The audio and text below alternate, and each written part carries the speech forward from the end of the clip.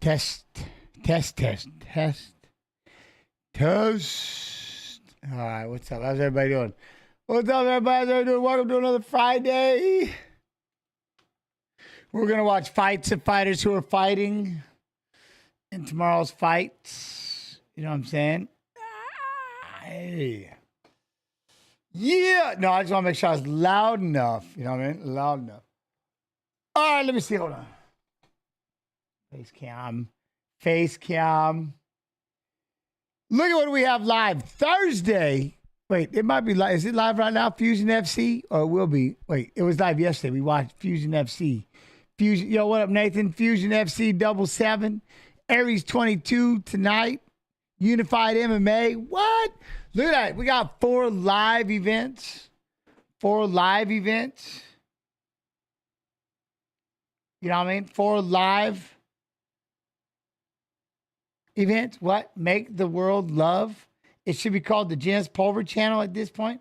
No, it's UFC Twitch channel.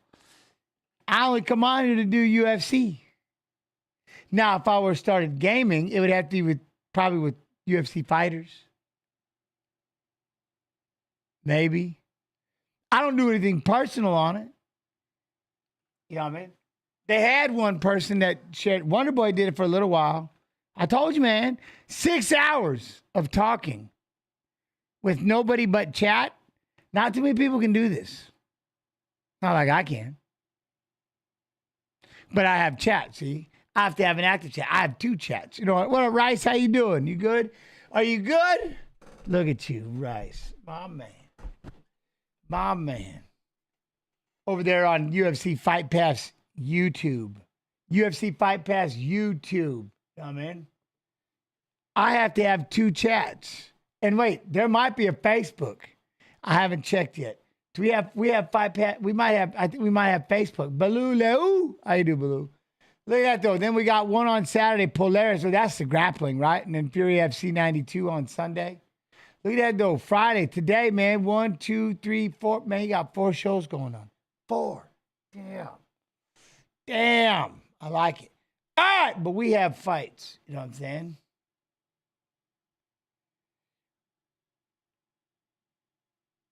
What? There's a lot of streamers from the UFC. Lots of possibilities. I have guests. I have co-hosts on watch-alongs. You know what I'm saying?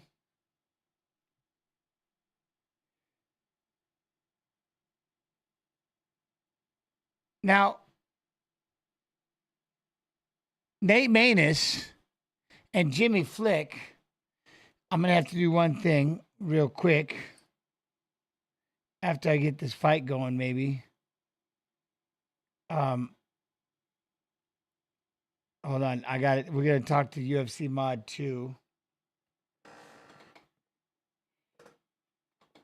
UFC Mod 2. I need a Jimmy Flick fight, if you could. Just one, if you happen to be around.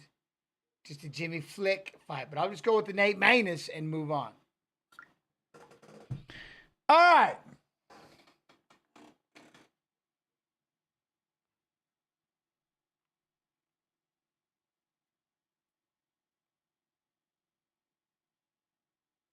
What? Anthony Blaze said the Alaskarov and the Van fight are off? Just in case you didn't know? Really? Dang. Really? How are we feeling about all the cancellations? I think the new main event, I think it turned out just fine, Future Sequence. I think it turned out just fine. Like, who's pissed about the fights that did happen? Nobody. No one. You know what I mean? There's no way. Okay, awesome. All right, that's what I'll do. Thank you. Okay, all right. So, what do we got first? We got Jimmy Flick. Jimmy Flick and Nate Mayus. Let me see something real quick.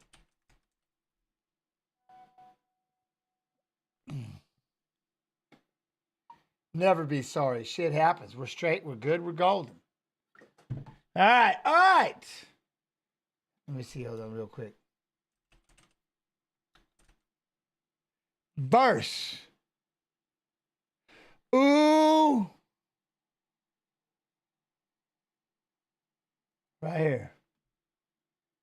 First prelim, here's your tail to tape. Malcolm Gordon and Jimmy Flick, both born back in 1990, both men 5'7" tall. You see we highlight the weight miss for Malcolm Gordon, 3 inches in reach for the Canadian Malcolm X. All right, now for the introductions, we say hello to the veteran Bruce Buffer. Ladies and gentlemen, we are live from the Scotiabank Arena in Toronto, Ontario. Look at, we got Aries 22 is live right now, by the way. Aries 22 is live right now. Strickland versus Duplessis. And now, this Brady Hiestand, Brady and Garrett Armfield. flyweight division. Introducing first. Yo, what up, Mike? How you doing, Cash? Oh, why you gotta get the boo though? 16 wins, 7 losses. Why you gotta get the boo though? 5'7" inches tall, weighing in at 126 pounds, fighting out of Tulsa, Oklahoma, USA, Jimmy the Brick Flick! And now introducing his opponent, fighting out of the red corner. Oh. Holding professional record, 14 wins, 7 losses. He stands 5'7" tall, weighing in at 127.5 pounds. Fighting out of Toronto, Ontario, Canada, Malcolm X Gordon. Under the action begins, our referee in charge, Todd Anderson. Todd Anderson. Lay it on me, Todd. Malcolm Make it Gordon, happen. Let's go, -200 Todd. betting favorite tonight. Jimmy the Brick Flick comes back +165. Thank you, Chrissy Blair. I think I had a bookie growing up actually named Jimmy the Brick, if I'm not mistaken. Jimmy the Brick. Sounds scary. He does. You ready? You ready? Fight!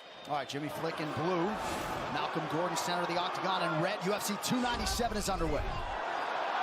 Gordon is fired up. You can see it on the wall, and you can see it in his approach right now. He's trying to get at Flick. He's all over him. Oh, he's all over him. Yeah, he's definitely on the sprint right off the bat. And that's what you got to do. You got to pressure the wrestler, right? It kind of pulls out the shot.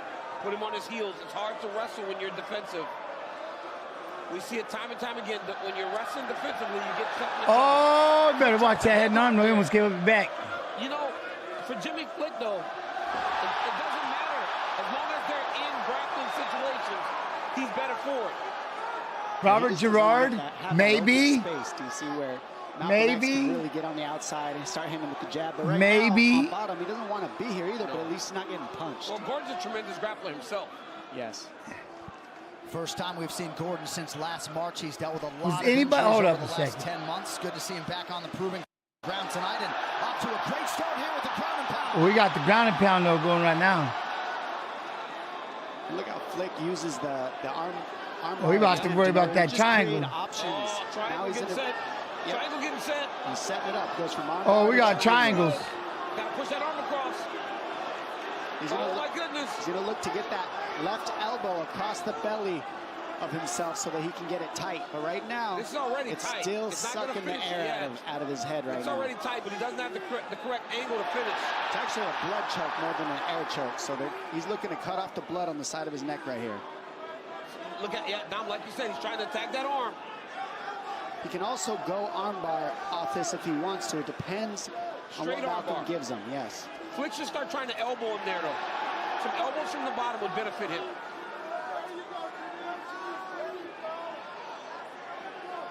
And man, what a taxing on the legs this does if you Yeah, don't it get is. it. Also, if he doesn't get it, it taxes you. And you can see Malcolm's just waiting. He's trying to wait for Jimmy's legs to burn out before the choke burns him out. Well, and that's where we talked about Malcolm being a great grappler himself, right? He doesn't rush. He's very patient. He's not forcing anything. He's just taking his time. That's a big part of it, knowing when you're safe, even when it looks bad. Yeah. Well, he's in was trouble safe. right He was now, safe. though. He knew he was safe. Coming up on the midpoint of round one, Flick was credited with 1 submission attempt in that exchange. I mean, he was safe-ish. You never want to be in a triangle, right? Triangle still sucks. Malcolm Gordon fighting like a bat out of hell here at home early. Gordon is all gas right now. Flick is trying to stay close. Notice how Flick just keeps trying to tuck his head a little bit, make sure he doesn't take anything too clean. I love the game plan of Gordon to come and put the wrestler on his back right off the bat. That's how you can throw him off a little bit. Gordon's also doing a good job when Flick does collect the underhook. He just smothers it. Damn, Gordon is just beating Flick's ass right now. He has not stopped punching since the beginning of this fight. Flick tried to hip escape, unable to do so. Under 2 minutes now to go in the round.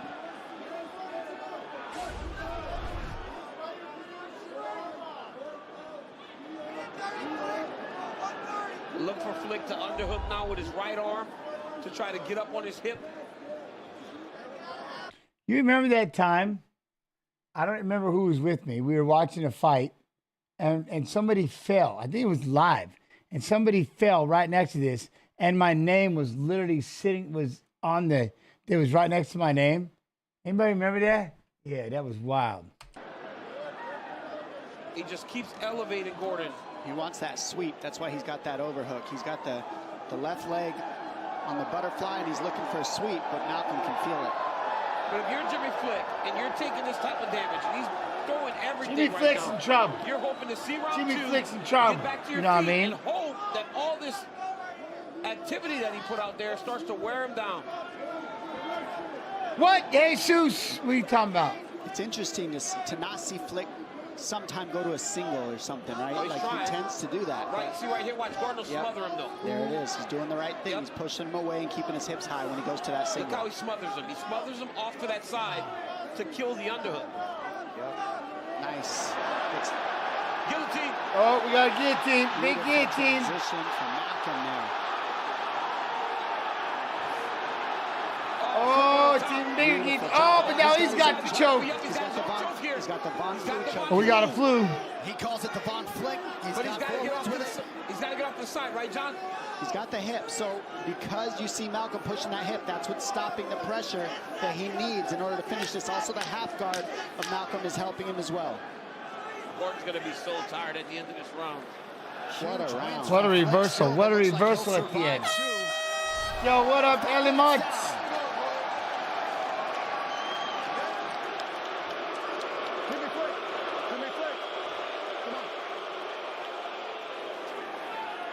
He getting that crowd all kinds of pissed off. Hey, All listen. kinds of pissed off. You did good. I know. Hey, let's not let him get off that much anymore, okay? Huh? Breathe. And the champ, Switzerland breathe. fighter Hey, called look at- Valentine look at- looks look real at- interesting. You're in shape. You can do this for 5 rounds, Jimmy. Yeah. Looking interesting, huh? Hey, looking. Jimmy, you got to change this Take a look fight at up, man. You takedown in from trouble Gordon. after that Beautiful round. job getting behind the knees.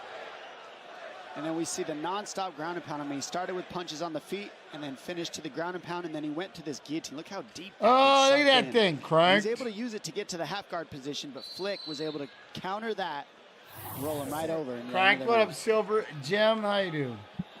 Newly minted Hayden middleweight champ Sean Fury Strickland looks to TV make with good the on his Ray first title TY. defense against the Hayden man who Fury, has never what's up, tasted defeat everybody? inside the octagon. Hope Drake you're is doing well. Duplessis. Appreciate it. Also on tap, Raquel Pennington versus Maida Bueno Silva for the vacant UFC bantamweight title.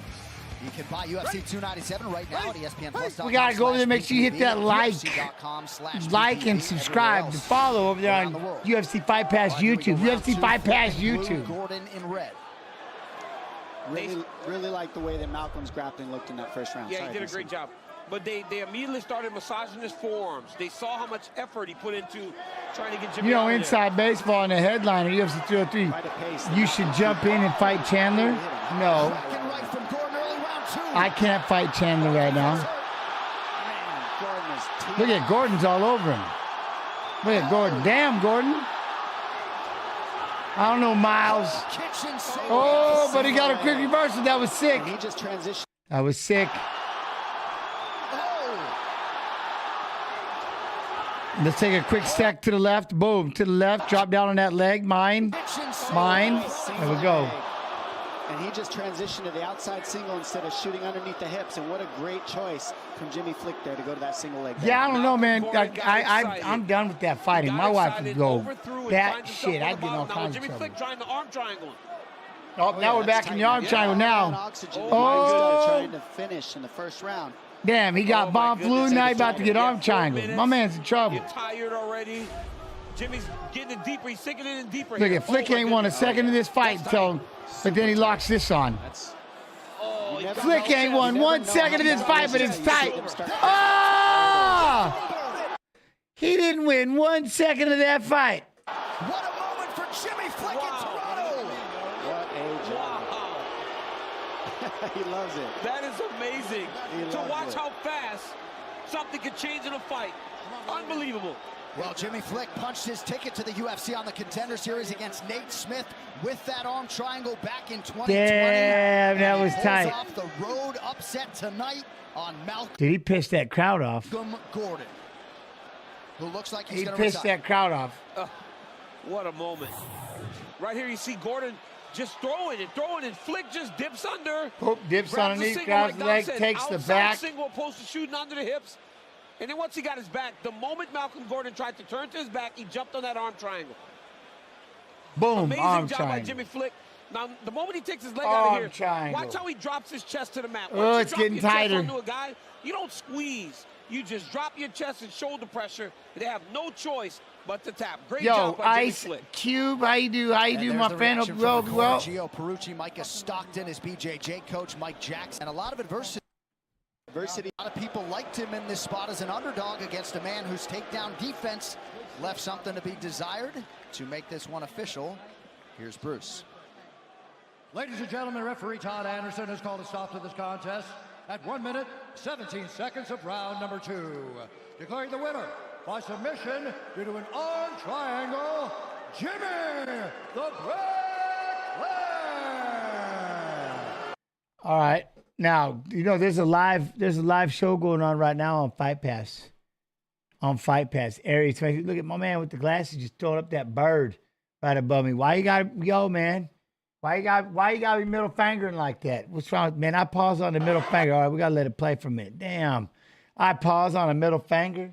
What's wrong with that bullshit? Bullshit. All right, well, his opponent though. So anyways, Aries 22 has started. There's a few more fights going on. But I know it's not very nice, Boots. I mean, we don't know. Maybe that was a celebratory middle finger. Like F to all my haters. F to all you doubters. F you, period. Whoever you are out there watching on TV, middle finger. All right, but his opponent though. Copy. Let's paste. Boom. See now why does this thing hate me again? I'm telling you, sometimes. Is it a Nate Mayus situation? Mayus. How many fights has Mayus had? All right, let me go the other route. Let me go the other route real quick. Let me go Tony.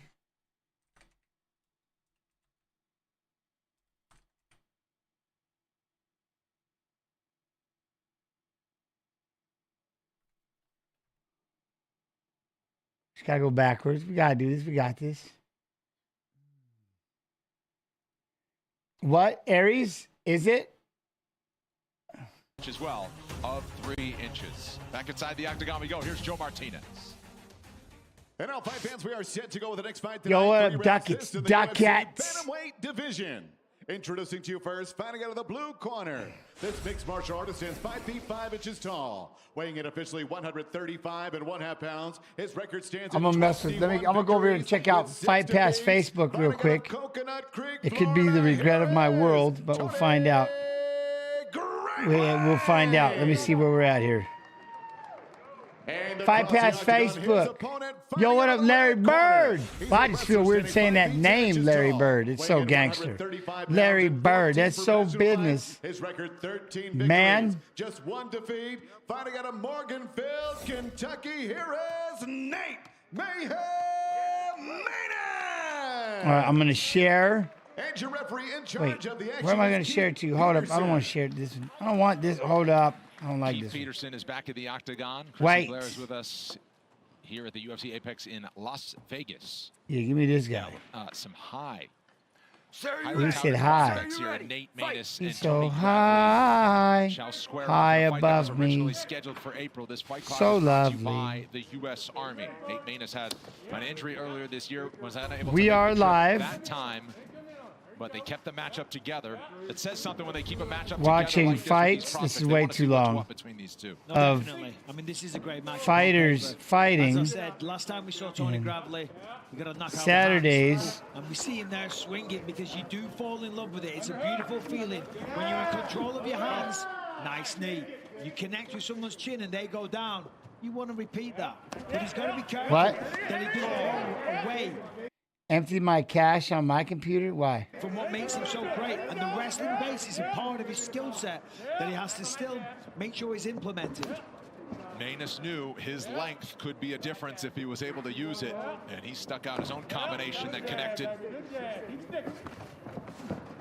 First shot of the fight, Mayus had his legs spread to defend the takedown.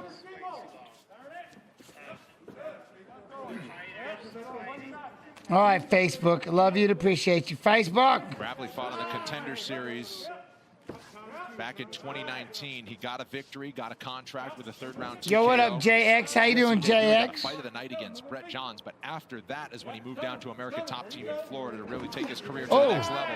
He's followed that up with back-to-back victories. He's looking good here, though. Putting on good pressure. He's got to be careful, though. Mayus is slick striking, fast, powerful, straight shots. Slips the jab there. Inside kick, right uppercut, inside kick. Yeah. Fake it. You're good. Counter that. Far out. Yeah. Nope. Good. Do more of that. We can do more of that. And then you go. Do more of that. Have the two ready. Two left kick, two. Mayus sits down on an uppercut with the right. What? I'm posting my. I'm sharing the Facebook. It's a left hook, though, from Gravley. Yo, what up, Jim K? 140, Jim K. How you doing? Some wrestlers, but doesn't matter. Having a beer, thought I'd see what Uncle James was teaching. There you go. Hey, we just watching. We're gonna watch fights. Jimmy Flick's gonna be fighting Nate Mayus. It can lead to one. So he's got fights. You know what I mean? Beautiful. Isolate that arm. Driving in for a double. Nice. Nice takedown. Yeah, nicely done. I mean, listen, the legs were right there, and he's like, you're going to give me a gift like that, I'm going to take it. Back to normal. Take your approach. 2-1-1. So Gravley strikes, and then Mayus has responded each time through the first 3 minutes. Yo, Life Blight. I'm doing good. Thank you very much. How are you, Life? I'm golden. I'm good. No complaints. No complaints. Gravley, a two-time high I'm school tired. state I'm champion sore, wrestler in but his native Virginia, wrestled at Appalachian State down in North Carolina, and in the early part of his MMA. Wait, what? Gravley, a two-time high school state champion wrestler. Oh, Gravley, two-time high school state champion. All In right. his native Virginia, wrestled at Appalachian State. Just stepping on them North toes. Carolina, and in the early part of his MMA career, he trained with the wrestling team at Virginia Tech. Yeah, he's a great wrestler, but as I said, he's rounding out the skills very nicely. Hands look way more improved than even the last time we saw him out here. But when you get somebody fires back like Mayus, and you're like, and you feel it on your face, you're like, hold on a minute, I'm going to take you down, actually. I think I'm going to clinch. This striking stuff's cool, but it hurts when it doesn't go your way. When you try and take somebody down and you're not successful, whatever, it's a wasted effort. But if you're on the wrong side of the striking, as I say, it hurts. Big shots, big shots. Ooh, knee in the chest. Nicely done. Knee in the chest, move away. Final minute of round number one. Mayus going to time the shot. He's got some Ooh, real power in Mayus. that right hand. Gravley needs to be careful.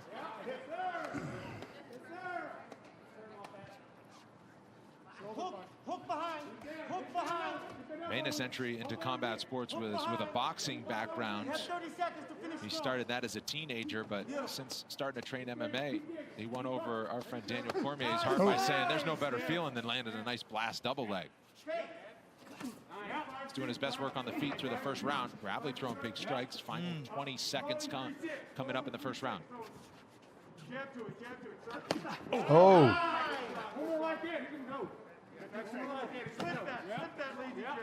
That jab of Mayus is very sharp. Ooh. Oh! And that's Damn! one. We'll see if Mayus has his wits Saved about him. by the bell. I mean, he just sat down there. Huge shot in the final seconds for Get your legs Gravley. underneath of you. Get your legs underneath of you. Get your Damn. legs underneath of you. Bounce. Get your legs underneath of you. Nice one. Corner wants him to bounce, and he kind of shook it off. He don't bounce. He's not even bouncing. What happened to bouncing? Let's take a look here. It was a right hook. Oh, Boom. that right hook Right was on the nasty. chin. That was Perfect nasty. placement. Mayus goes down. And I'll be honest, I think he was saved by the bell. But look at Boom. that. Countered Oh. perfectly. Right as Mayus was bringing the shot back, comes over the top.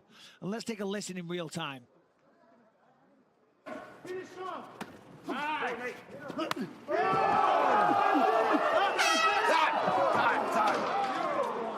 Man, that was so close to being ended. Mayus took a beat. Got to Damn. his feet. He has not wobbled. I don't think he took a seat on the stool between rounds. Yeah, and I don't think he knows where he is between rounds either. We'll he see. definitely had a little bit of a vacant look at the start of the minute rest. Sir, you ready? Sir, you ready? Fight! I mean, that was a flash knockout. Anytime you get dropped like that, you know, that's almost a short circuit. Oh, and his corner wanted him to bounce a little bit in the corner, and he didn't. And so we'll see if he kind of gets the bounce and a step back as we resume action. And also, we'll see how Gravley approaches things. Oh. That lead hook all Gravley's day. gonna go right back to it. You know, sitting down again. And he knows, look, he's looking for the same shot. Oh, overwhelming him. He's going right Mayus after on the him. run a little bit. He might. He might. Oh, damn. Another right hand. You know, for Mayus, this isn't bad in the clinch, but when they separate, when they disengage, he needs to get on his bike. You know, obviously, I think he's still feeling the effects of that shot. Needs to move around, needs to buy some time. You know, the more time passes, the more that punch becomes a thing of the past. And so after a back and forth first round too, because Mayus, according to the numbers, landed more total strikes in that first round, but you think it went to Gravley, especially with that huge moment at the end of the round. And he's certainly taken the reins to start round two. Yeah, I would have thought so. DA, what up, DA? No, I'm golden, man. How you doing? How you doing? Thank you for being here. Thank you for your time, everybody. Fight Pass Facebook. Thank you.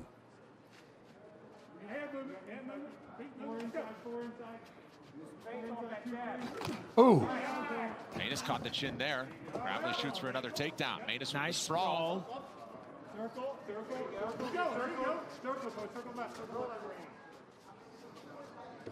Ooh.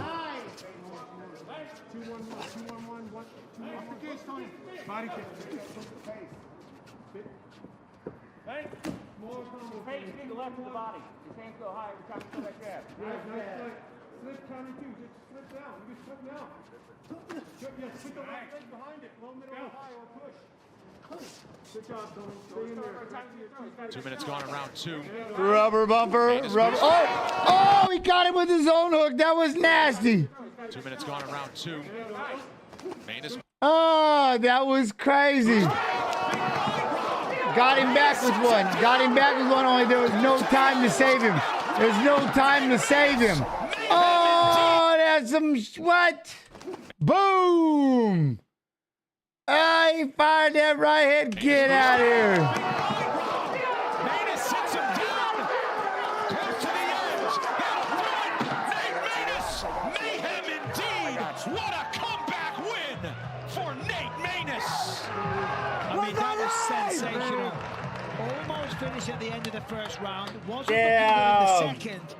But as we know, it only Yeah. takes one good one. I think it was a right hand that sat down Tony, followed it up for the stoppage. Good to see Gravley back up on the stool, and the sportsmanship by Mayus, which was there was plenty of heading into the fight. And this is why the matchmakers wanted to keep this one together. Wow. When he reached out for that hook, look, he fires that 45. Just rips him. Just up. Oh, Right yeah. hook. That put him down. He sees it, another right hook and a few more to finish off. Tony went out for a split second there, came back round with the subsequent punches. But let's take another look. That was nice. Goes to the body. Jab, jab, boom, right hook. You see it. Oh, man, he was almost unconscious there. He went out there, followed it up a few more. Keith Peterson steps in. That's that. And look at quick. us. Yeah, thought we were going to show the corner there for a second, but that's what that fight gave us at the end of the first round for That's Gravley. what that fight gave us. Seconds, round number 2. We have your winner by TKO, Nate Mayhem Mayhem. All right, so you got Mayhem versus Jimmy Flick. Jimmy Flick versus Nate Mayus. Edward, no, what up, Anonymous? How you doing, man? James, love you, man. Watching you, hearing your commentary, your insight is fantastic. I appreciate you, Anonymous. TY, man, you got me blushing a little bit, kind of. Yeah, I'm blushing. If I wasn't so fatigued, I'd be blushing right now. But damn. All right, next one. Next fight on the card. Let's see here. I'm actually looking forward to this one. Josh Quinlan and Adam Fugitt. I like this Josh Quinlan. Copy. Paste. Bam. Pounds after both fighters made weight last week. Jason Witt. What? Is it a big event tomorrow? No, I mean, not really a big event. It could be a good card. Exciting fights, but not very big. You know what I mean? Yo, Artful Nothing. 6 years older than the native Hawaiian Josh Quinlan. Quinlan 2 inches taller, standing 6 feet even. Mentioned the catch weight, and it's a 2-inch edge in reach for the minus 285 favorite. It should be some fun fights, so there could be a lot of fun fights. You know what I mean? But it's just a fight night, yeah. Quinlan. Here's Joe Martinez. Every Saturday has fights. Wait, huh? 3 rounds at a catch weight, 180 pounds. Ooh, catch weight. Introducing you first, fighting out of the blue corner. Taira versus Perez. Muay Thai and Brazilian Jiu-Jitsu. At 6 feet even, he weighed in officially 175 Yo, pounds. Toast Laws. His professional record stands at 5 victories, Good to see you. Good to see you. no defeats, and 1 no contest. Fighting out Sometimes of they Las do. Vegas, That's what I'm Nevada, saying. here is Josh Bushido Quinlan. I've never been like these fight nights usually just step up and go crazy. You know what I'm saying? Yuri versus Alex 2 is a great fight. Can't wait for that. That's what I'm saying. And then Ortega and Diego, get at it. Lopez, man. What? Yo, Red Optics, not pro, love and appreciation. Thank you for sharing, my friend. Thank you for sharing. Spreading the word of the stream and Rust. Right now, we'll see. There's somebody's out there sharing and spreading the wealth. I appreciate that. Thank you very much, Red Optic. The Vanilla Gorilla wins. They want to be in the UFC. They want to get paid that $50,000. They got, look at, damn, dude, look at Frank Trigg, though. Oh, spread the gospel. I'll catch him right there. Look at him. All smiley and eat cheeky. The cheeks this time. But yeah, you can always share. That we're on UFC Fight Pass, YouTube. Twitch TV/UFC. That we're on at Facebook. Fight Pass Facebook. Lopez is so fun to watch, Robert. That's why I'm excited. Diego, I love that kid. Yeah, I can't wait to watch him fight. Frank Trigg. What is that thing? UFC veteran turned referee Frank Trigg mans the octagon here. Josh Quinlan UFC debut after winning his contract on Dana White's Contender Series September of last year. On the other side, Jason Witt makes his first appearance as a Brazilian Jiu-Jitsu black belt. Was awarded that in advance of this fight. Said it took way too long, 13 years to get that black belt, but Here he goes. Well, Suzanne, how you do, Suzanne? I know you got that big proud white belt at home. Captain Saber, what up, man? Well, my belt is as white as it gets. Gotta what? You gotta have 4,100 feet underground so you youngins can have your fancy phones and electric cars. It's hard. As a mixed martial arts fighter. Hey, much love, Saber, much love. There's so much to do. Wrestling, boxing, sparring. Me, I can't complain. I'm all right. We spent time in the gi early in the career, but as you get older, DC, there is not. What up, Fensler? How you doing, Fensler? Come on, bro. I'm dealing with that. My goodness, look at this guy. Quinlan just looking for kicks so far, but he's not setting them up. Quinlan seems to be carrying a little bit of nervous energy. Yes, absolutely. You can see he's very tetchy. You know, he's a little, you know, he's very, very tense. And it's, you know, it's not surprising. It's his UFC debut. He's a martial artist. When you speak to him, as you said, he did own Tejeda and Yuri going at it again. Past, which was refreshing because a lot of people don't. Ooh. A lot of people come out. Diego Lopez, Brian Ortega. I like that one. But here he is. He is sharp. He is fast, but he's also very tense. Quinland's Dana White's contender series. Ooh, drive, nice takedown. Beautiful level change there by Witt. But that honestly happened because Quinlan just kept throwing the jab as a feeler, right? So if you just keep throwing it out there with no intent, eventually change levels right into the hips. Good takedown there by Jason Witt. What, does Connor have an injury? I don't know, somebody's injured. I mean, Somebody's hurt. Like the way he likes to fight. Very, very Who are we looking at here? Wrestling. It is Josh Quinlan is fighting Adam Fugitt. Nice work by Josh Quinlan, getting back to the feet and then disengaging. What, is my son working on a cauliflower ear? No. I don't think he's working on cauliflower ear. He bet not. Oh! What the? What just happened? What just happened? Because that's half the battle as well. Boom! Look at him just let that left hand go. Bam! Oh! Look at he's so out. He is so out. Because that's half the battle as well. A lot of people. Look at that. Look at that.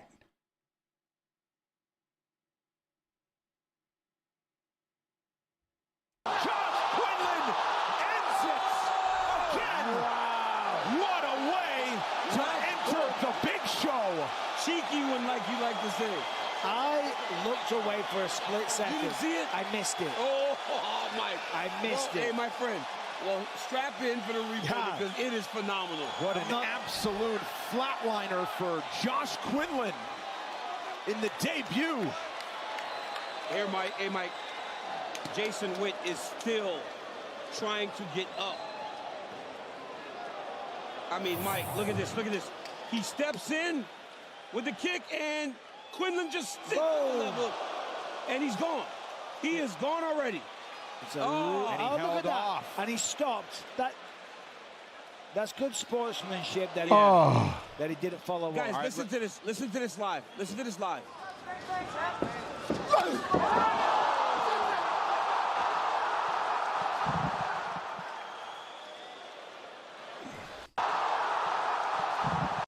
See, now there's the problem. There's the issue right there.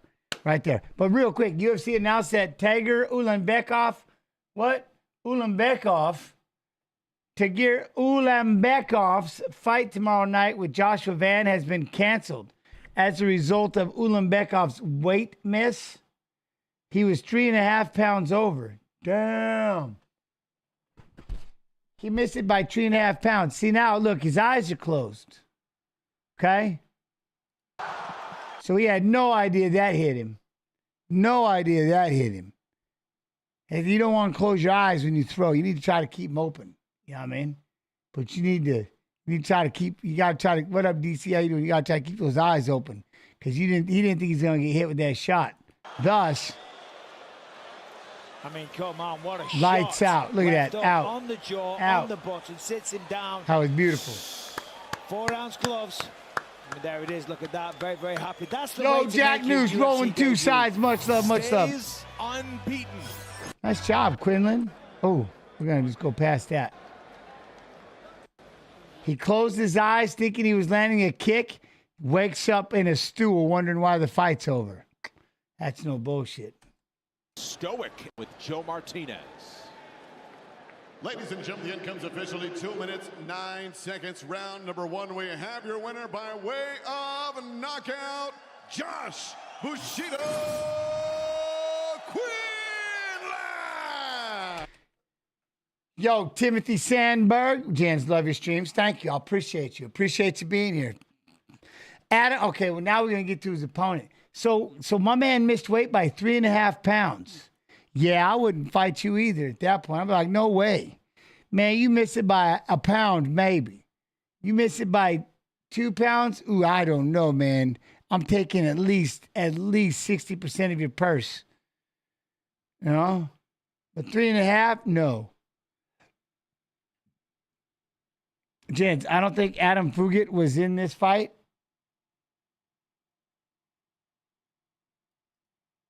Copy. Pasta. I hope he's in this fight because he's the one that's fighting Quinlan, and that's why we're putting up an Adam Fugitt fight now. We just did a Josh Quinlan fight. Now we're going to do an Adam Fugitt fight. And then it gets even wilder. Next, we're going to do Jose Johnson against Asu Almabayev. And we're going to show a fight of Johnson and Almabayev. You see how that works? See how that works? It's a 5.5-inch reach. We're watching fights of fighters who are fighting in tomorrow's fights. And Adam Fugitt is fighting Josh Quinlan.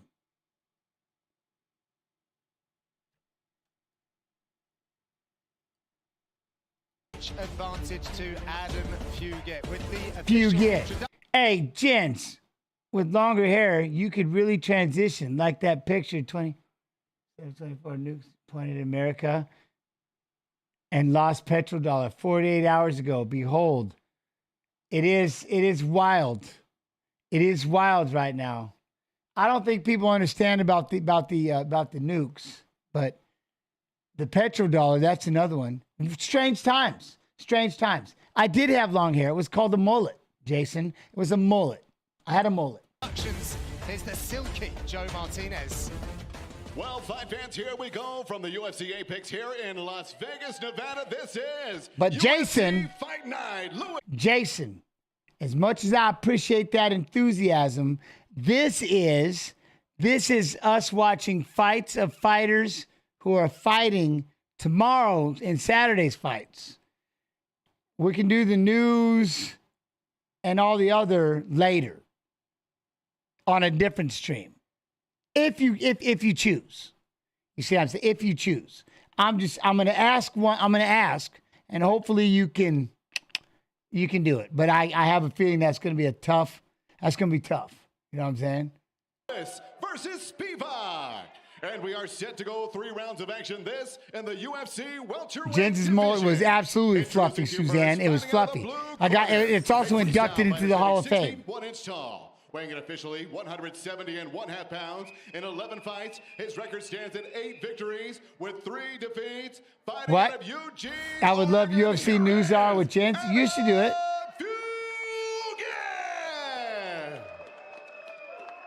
And across the octagon, his no politics, please. A striker sitting 6 feet even. He weighed in also 170. No mustache, Bones. That's not happening. Holds a record of 6 victories not happening. With 1 defeat. Fighting out of Osaka, Japan. Here is Yusako Kinoshita. And your referee in charge of the action is Keith Peterson. Octagon official for this one, Keith Peterson. Thank you very much, Brooklyn. Scheduled for 3 5-minute rounds of action in the welterweight division. Amberly Rose. How you doing? Sir, you ready? Fight. Taking on Kinoshita. This fight clock is brought to you by Jimmy John's. Fugitt in the grey, Kinoshita. Kush Charizard. You were talking about reach disadvantage. Didn't worry Kinoshita last time out. Yeah, no, he's dealt with that before. I mean, it's certainly something he's familiar with. I paused there because I'm fascinated by the way these guys are measuring the range. I mean, we've got southpaw versus southpaw, which, you know, I don't know if Kenosha No, being Jens young doesn't fighter want to has be faced a lot of president. other southpaws, so it'll be interesting to see if he deals with that. Oh, he's dealing pretty well. Yeah, got it nicely Dealing there. very well. Nice big right hook, connected. Fugitt doesn't seem too troubled though. No. But as we said, What, Jens? 34 years old, You want me? lost his If I debut. started saying Jens, Took it on 9 everybody's days' gonna get notice. nuts. You know what I mean? 34 years old and being a lifelong martial artist. So we'll just stick with Jens, but it's Jens. Yeah, I know. Stand-up performance here tonight. He just landed a nice right hand to him. That's so important for Adam to be able to get some respect so that Kenosha doesn't just, you know, come out there and bully him. Which is, sorry, John, go ahead. He's also in a bit of a new body, guys, as well, isn't he? He's very honest about the assessments that he had at the UFC PI. He was. I mean, Did you hear that? How did he eat right that? head kick. Hold up. Stop. Did you hear that? Bit of a new body, guys, as well, isn't he? He's very honest about the assessments that he had at the UFC PI. Oh, that thing just pow! Oh, it was crazy. As well, isn't he? He's very honest about the assessments that he had at the UFC PI. He was. I mean, that was a huge How did he eat right that? head kick for Kenosha. And there's a big and very much needed takedown. It was very loud. Talk Very about loud. a turnaround. Yeah. He just ate a clean head kick, turned it into a takedown, and now he's in control. Well, maybe that strength and conditioning program and his natural toughness is parlayed together well. Lots of improvements on the side of Adam Fugitt coming into this one. Suzanne, we got that. Jason is. We've got Jason toned down to that at least. The politics are done. That's about as good as we're going to get. We're going to get that. It's going to be religious, I think. But you know what I mean? The singular attacks will not work. That was good. Real quick, what, Jens? What do you think about the Diego Lopez Brian Ortega fight? That's exactly the one, Nature Boy. I'm so excited for that. I'm so pumped up for that fight. Yes, yes. Kenosha trying hard though, and he does it. Back to the feet. Kenosha cornered by the famed Henry Hooft. He's been training down in Florida for this one. And before, really having fun. What do we just write his name in on the ballot? Ooh, my name? No, I don't want that. I don't want that smoke. No way. He's got to be careful though. He's using a lot of energy. Another good knee though. Yeah, this is really Fugitt's wheelhouse. I mean, although he's gotten some nice knockouts, that fence grab. This is where he wants the fight. Doing a good job. I tell you this though, the only thing if I did, the first thing I do is I would live stream every day. Minus the nighttime, every day would be live stream.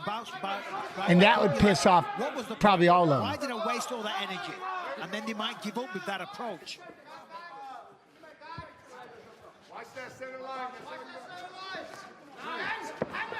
Kenosha is very loose on the feet. Yeah, and Fugitt's very tight. He's nice behind that guard. And I feel like he took a big bunny hop right into a left hand.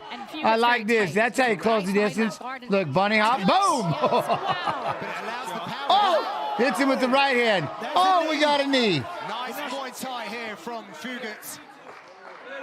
Kenosha took some heavy shots there. the chin on both of these guys is crazy. What's that? As a former fighter, what do you think about knees to the grounded opponent, Jens? I think you should be able to knee to the head everywhere. I love that. It was one of my favorite rules. It should 100% stay that rule, and it should absolutely. You should be able to knee everywhere. You should be able to knee to the head at all times. Everything we want. We have everything. Hey, you got over a minute left, Adam. They didn't bring us here to win. Adam, you got a minute 10 left. Plenty of time. Take your time. Keep that spiral if we need Make to. it heavy and there you breathe. go. There you go. There you Get go. that handcuff. Good. All right, let's send him packing, cuz. Come on. 1 minute. Good. Strike. 1 minute. Keep Oh, I know, right, working. Suzanne? Good. He If doesn't the want to subs be there, here. great. But yeah, get. Bunny hop punch, teach that? I'll teach that. Bunny hop to a takedown. I'll do more like a bunny hop into a double leg for my son. Teach him how to close it with a quick bunny hop.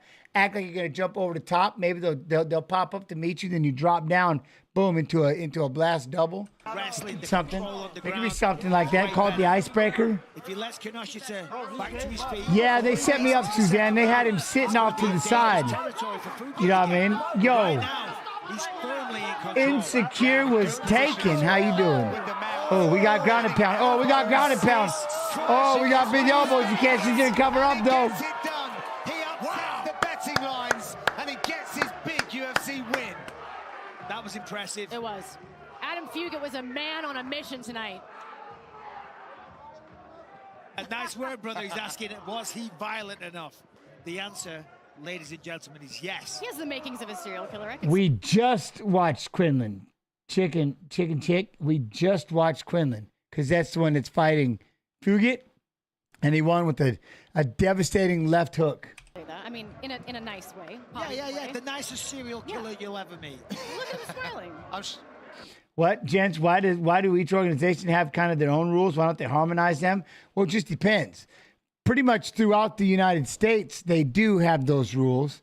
Internationally, they can add their own rules because they don't have a commission like this. You know what I'm saying? Take a look at tonight's freaky fast finish brought to you by Jimmy John's. I mean, it was all about the grappling, the takedowns. On the feet, he was eating some shots, but there we see him land the big left, sits down Kinoshita, and here he sits him down again, just literally kicks the foot, drags him down, gets on top, and from here, firmly in the driver's seat. And then when he got this position here, you see that one arm isolated. Yes, everyone in the YouTube, UFC Fight Pass YouTube, you got to hit the like button. In fact, if you're on Twitch, just go over to UFC Fight Pass YouTube and hit the like button. Hit the like button. Smash it. Good performance and a comeback win. Nice job, Fugitt. We'll be back after the break. Now, I don't know if memory serves me. I swear I interviewed this person.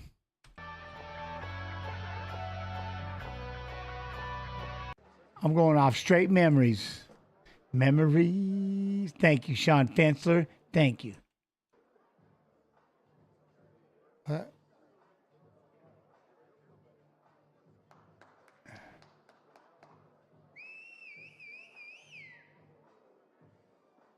Oh, yeah, for sure. Okay. Yeah, he was good. Like, seemed to be, he was good after the first one. Not big. Sports Martin. Ladies and gentlemen, the end comes officially 4 minutes, 36 seconds of round. See, now that's, you know what though, Prexis? You said PFL has the stupid no elbow rule. Takes half the fighter's weapons. See, I am a fan. I am a fan of the no elbows. You know why? Because the elbows just cut. Elbows just cut. I would rather have knees.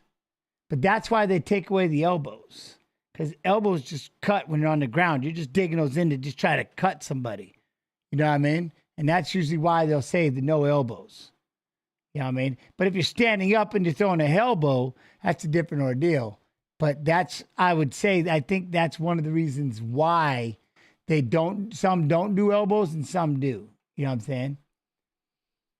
Hey, gents. Hey, chat. What up, Cheese? What up, Cheese? How you doing? Round number 1, TKO stoppage. Due to strikes for your winner, Adam Fugitt! But damage is number one scoring criteria, and it does cut you up, and that's, I'm just saying. Otherwise, I can't see any other reason not to have the elbows. You know what I mean? I'm just saying, I believe that might be the reason why they wouldn't have the elbow. I don't know why else they wouldn't, if that makes sense. Is that just for, or is that for a tournament? Maybe, and they don't want you to be cut? Okay. That could work too. All right.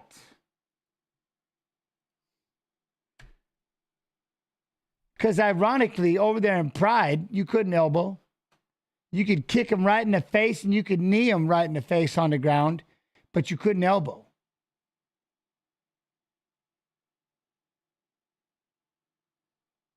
Let that marinate. You know what I mean? All right, next up, Johnson versus Almabayev. All right, let's go over here. Let's go over here, Johnson. We're going to copy.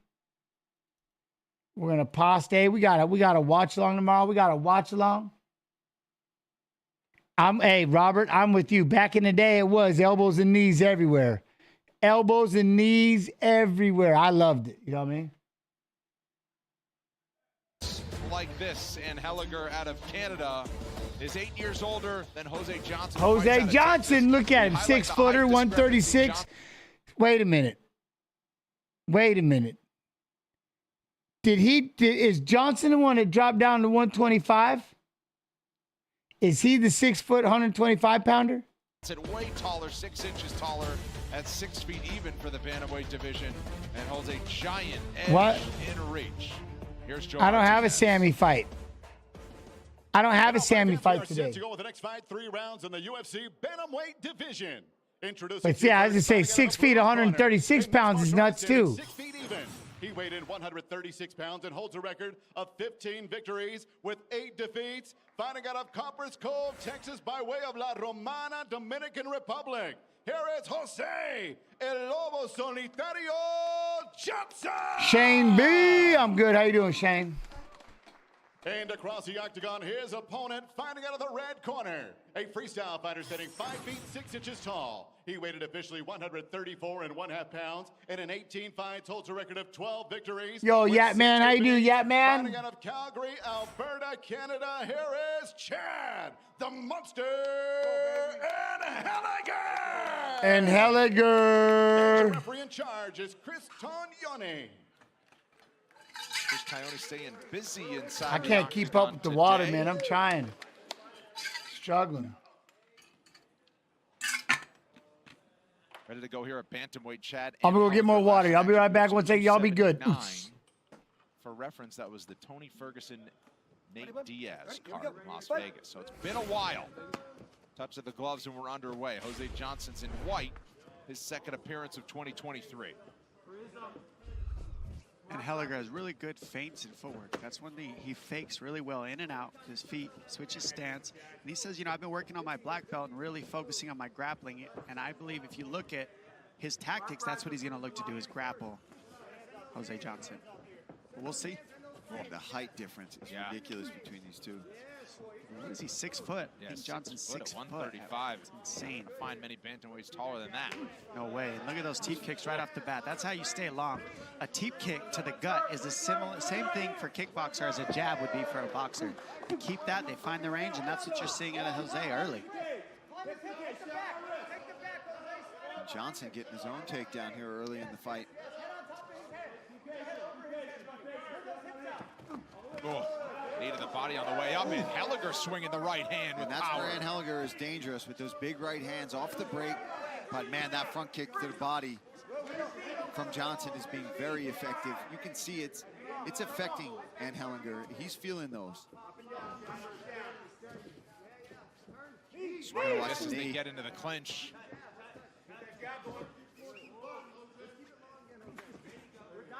Oh, Johnson to the body.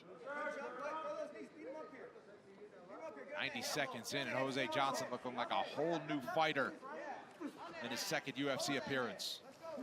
It's a great sprint, and what we're going to see is these adjustments out of Henniger. You know, he wanted to grapple. He knew that Johnson has been taken down a lot in past fights, so he's going to mix it in. Body, get the body. Lock that body up. Yeah, keep that head position. And this is where everybody's going to try to fight Jose Johnson. They're going to try to put him up against the fence and look to create grappling scenarios as much as possible, especially when you see how dangerous his striking is. Once guys start seeing that and feeling that on film from Johnson, everybody's going to try to fight Johnson just like this. And it doesn't surprise me that Henniger is going to this matchup right here, to the fence work, to the grappling. That's okay. Nice work there from Johnson. Reverse that position. But if I'm him, you get separation here. You get that reversal. Don't give Henniger a chance to do exactly that. He wants to stay stuck to you. So even if you reverse the position, he's still not in trouble. He's where he wants to be still, technically, because he's still got a hold of you. There. Yes, there it is. Head position, Chad, if you can. Let's go. And when you got 7 inches in reach, you gotta figure you don't want to fight here. There goes Johnson as he escapes. 2 minutes to go in round 1.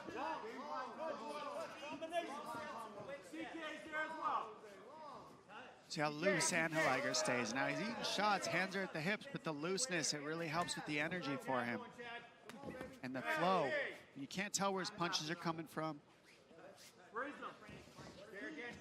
Johnson, very strategic with using his height and his range right now. He is falling into his punches a little, which is giving Henniger a chance. How he's leaning into his punches. There, like that. Yeah. that allows a shorter fighter like Andrade to really get these clinch scenarios. If Johnson stays on the outside, stays long, stays tall, doesn't lean over his front knee, maybe these opportunities aren't here for the clinch for Andrade to stay alive. Yeah, Johnson keeps crashing in and grabbing a hold of him, giving opportunities for Andrade to stay there and not get caught from the outside with those front kicks or any knee opportunities. He's taking a lot of that away from himself. Get back inside. Let's go. Get inside. Get inside. Get that elbow in. Get that elbow in. There it is. Turn him. You got one more. Almost there. Almost there. Let's go. Almost there. There's a knee to the body. Staying busy with those knees to the body. And how about that? Oh, nice. And a scramble right away. It's a good trip for Andrade, but awesome reversal for Johnson. Yeah, when somebody's so long and rangy like that, even in grappling exchanges, they can use that frame to their advantage. And he just rolled right with it, took Andrade with him. Feet on the hips, see if he can use it. Nope, he goes back to full guard. You'll see it goes for an armbar to create some space. Nice sweep from Andrade, lands a big right in the exchange. Nice Johnson swings him back. Some really fun grappling here at the end of this round. A lot of great action between these bantamweights through 5 minutes, and they scramble to the horn. Round 2 coming. Hey. Good job. Good job. Let's settle him. Give me that. Deep breaths, bro. Let's calm it all down. Take the heart rate down quickly. Deep, big belly breaths. Let's sit down. Breathe, my brother. 10 seconds to breathe. Take it down. We got to take all this down a notch, bro. You are way better than him. And what we're doing is we're turning everything into like a fucking scramble that we don't need. It's got to be sharp now, long. He should sharpen long early so we don't have to sprint. You're better than him at range, man. We've squished the range down, and it's become a little bit of chaos. And you won that round probably, 50-50, you know. You're just gonna have to make sure you really are aware that he's got a big bridge. So you're gonna have to even take some pressure off him to stay on top, okay? Looking good, coach? Okay, 2 things. That CK is still there. Okay, so we're gonna throw the CK off the left hand. You've been doing a great job of going to his body. You gotta come back up to his head afterwards. Yeah. Okay, if you throw that straight to the body, left hook. When you line it with pressure, he doesn't like it, man. Huh? Behind that teeth, Jose. Head kick behind that teeth. Jamal Hill. Hey, Tabitha. And, Jamal Hill, the former light heavyweight champ. Callum, is that King Callum Walsh? Today. Wait, we do what? What's up, gents? Don't forget to check your email about the interview. I'll send again because it's been a few weeks. Main event. But right now, enjoying the action, octagon side. Second round coming at bantamweight. Jose Johnson and Chad Andrade. A lot of action through the first 5 minutes. And some good advice. What? Jen, 7-Eleven sells their own rehydrating drinks now. Try the cucumber and mint. The brand name is Replenish. Actually pretty good. Yeah, you see how he falls forward on those punches. That's how he gets in those scenarios. You do. I can't, no.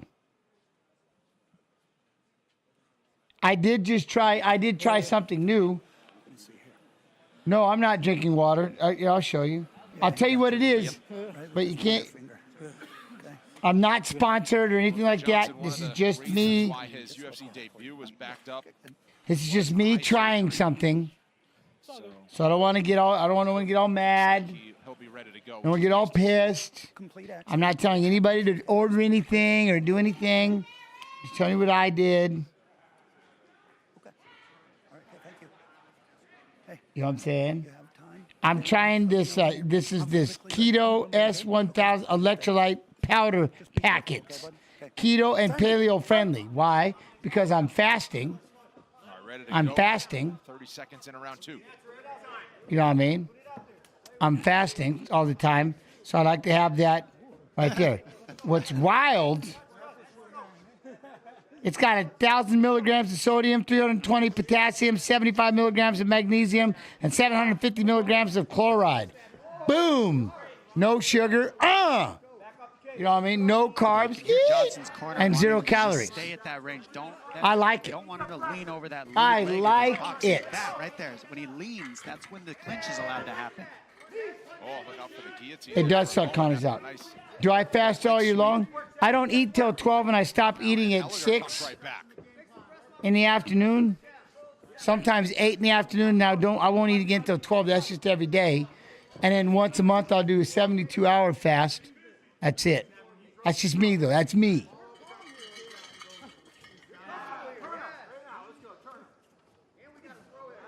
These knees to the body. Johnson's got to keep them coming. Every time he lands one, you see the face of Van Helen. What I'm designing, building 2 Gundams equal in ability. I will challenge you, Jens, to a Gundam battle. You choose the Gundam you want to use. First pick. Huh?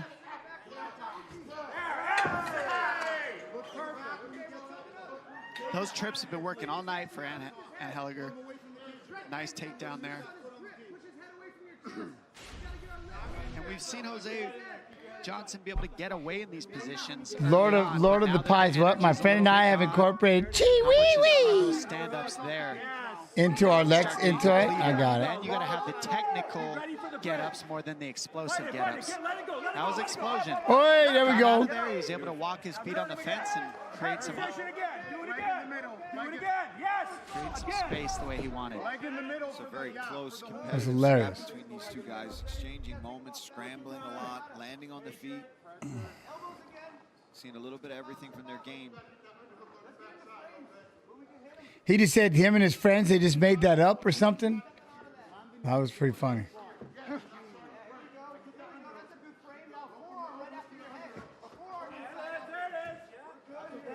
The trips are what are really making a difference that you got to What? My fasting schedule? Now, again, he's mixing in those trips is I'm not telling anybody, you do you, don't follow me.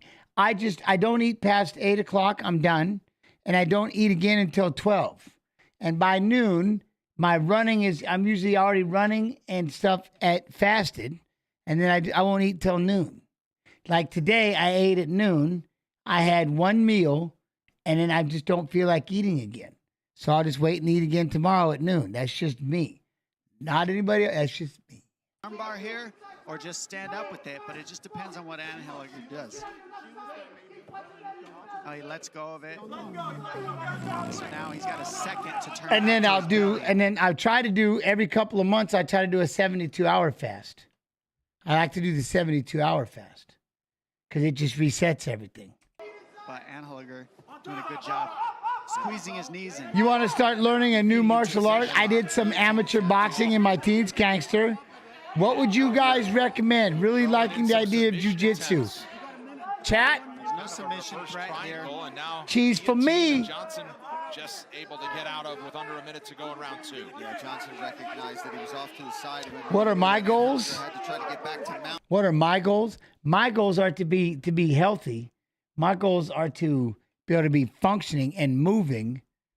I've had like however much longer I'm on this planet. You know what I'm saying? I'd like to be healthy. That's just me. That's it.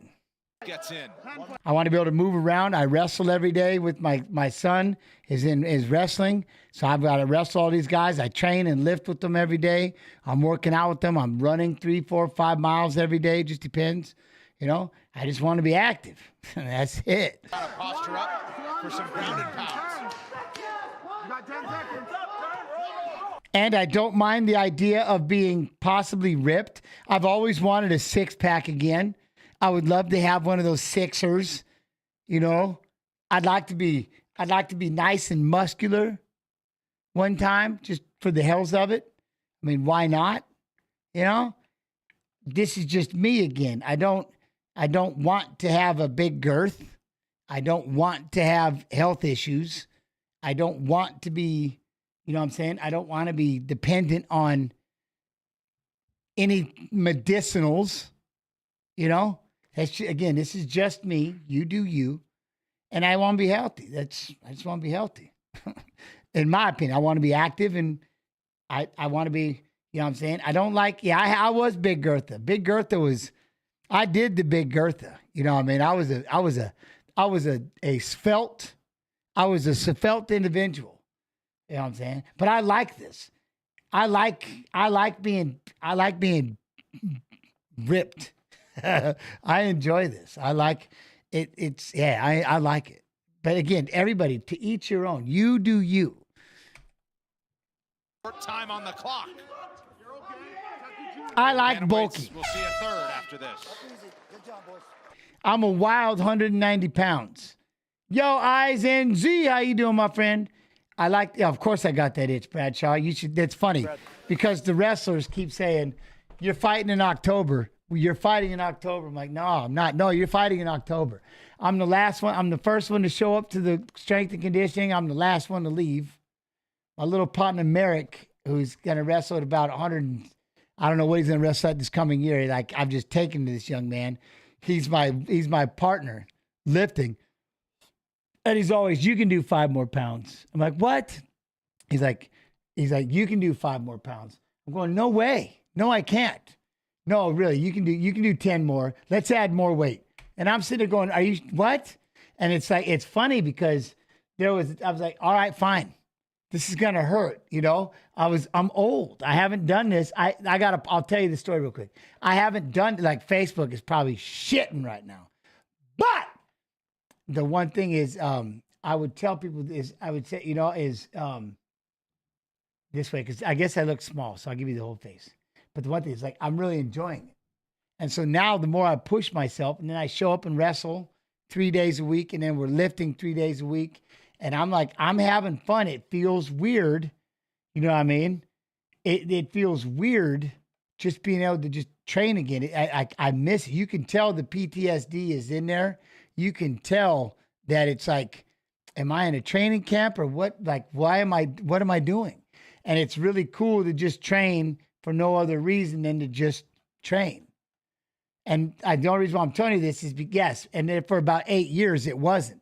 And I got really big and unhealthy and I got nice, and I call it bulbous because I didn't want to, I was retired and I was pissed.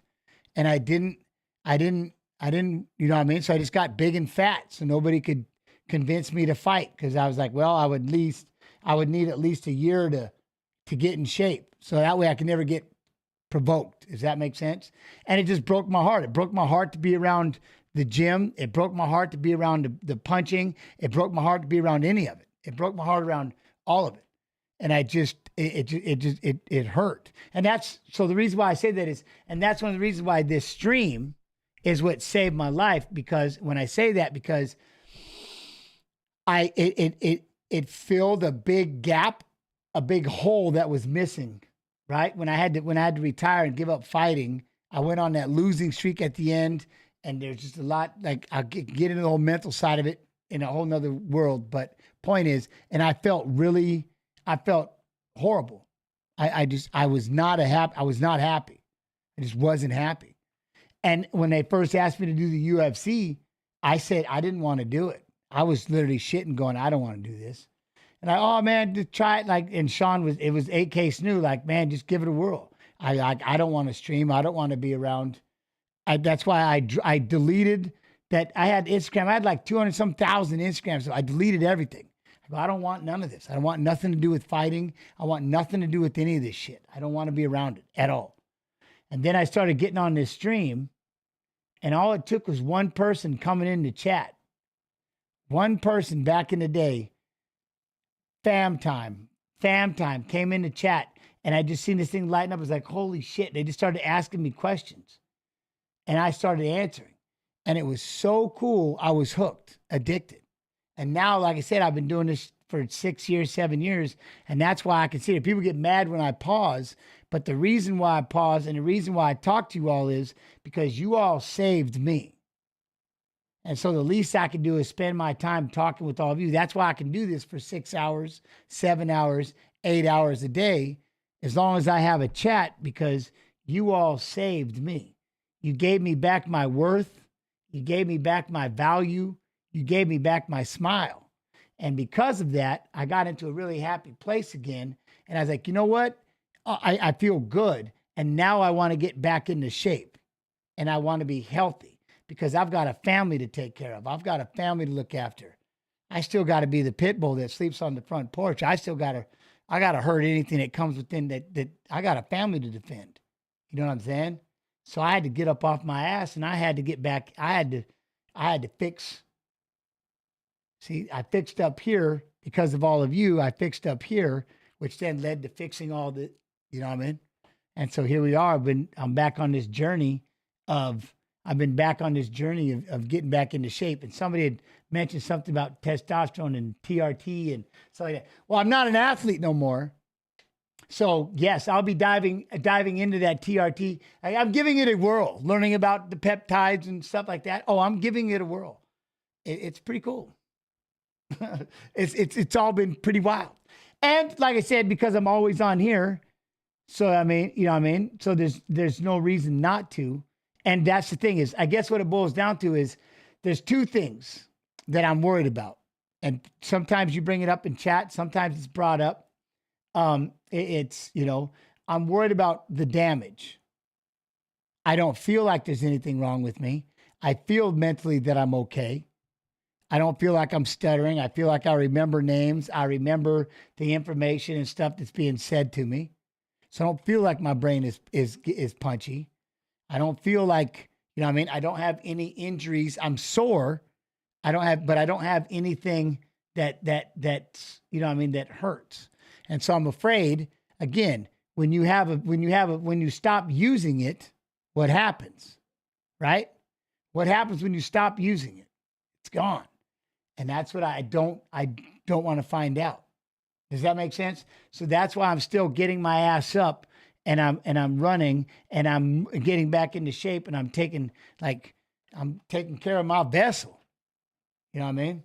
And I'm having fun learning how to do, I'm just having fun trying to figure it out. I was never expecting, I got down to 145 pounds, right? I got down to 145 pounds and then I decided to blow back up because I was learning about this TRT and doing all that with the doctor and getting my blood work done, which is the big thing, getting my blood work done and all that.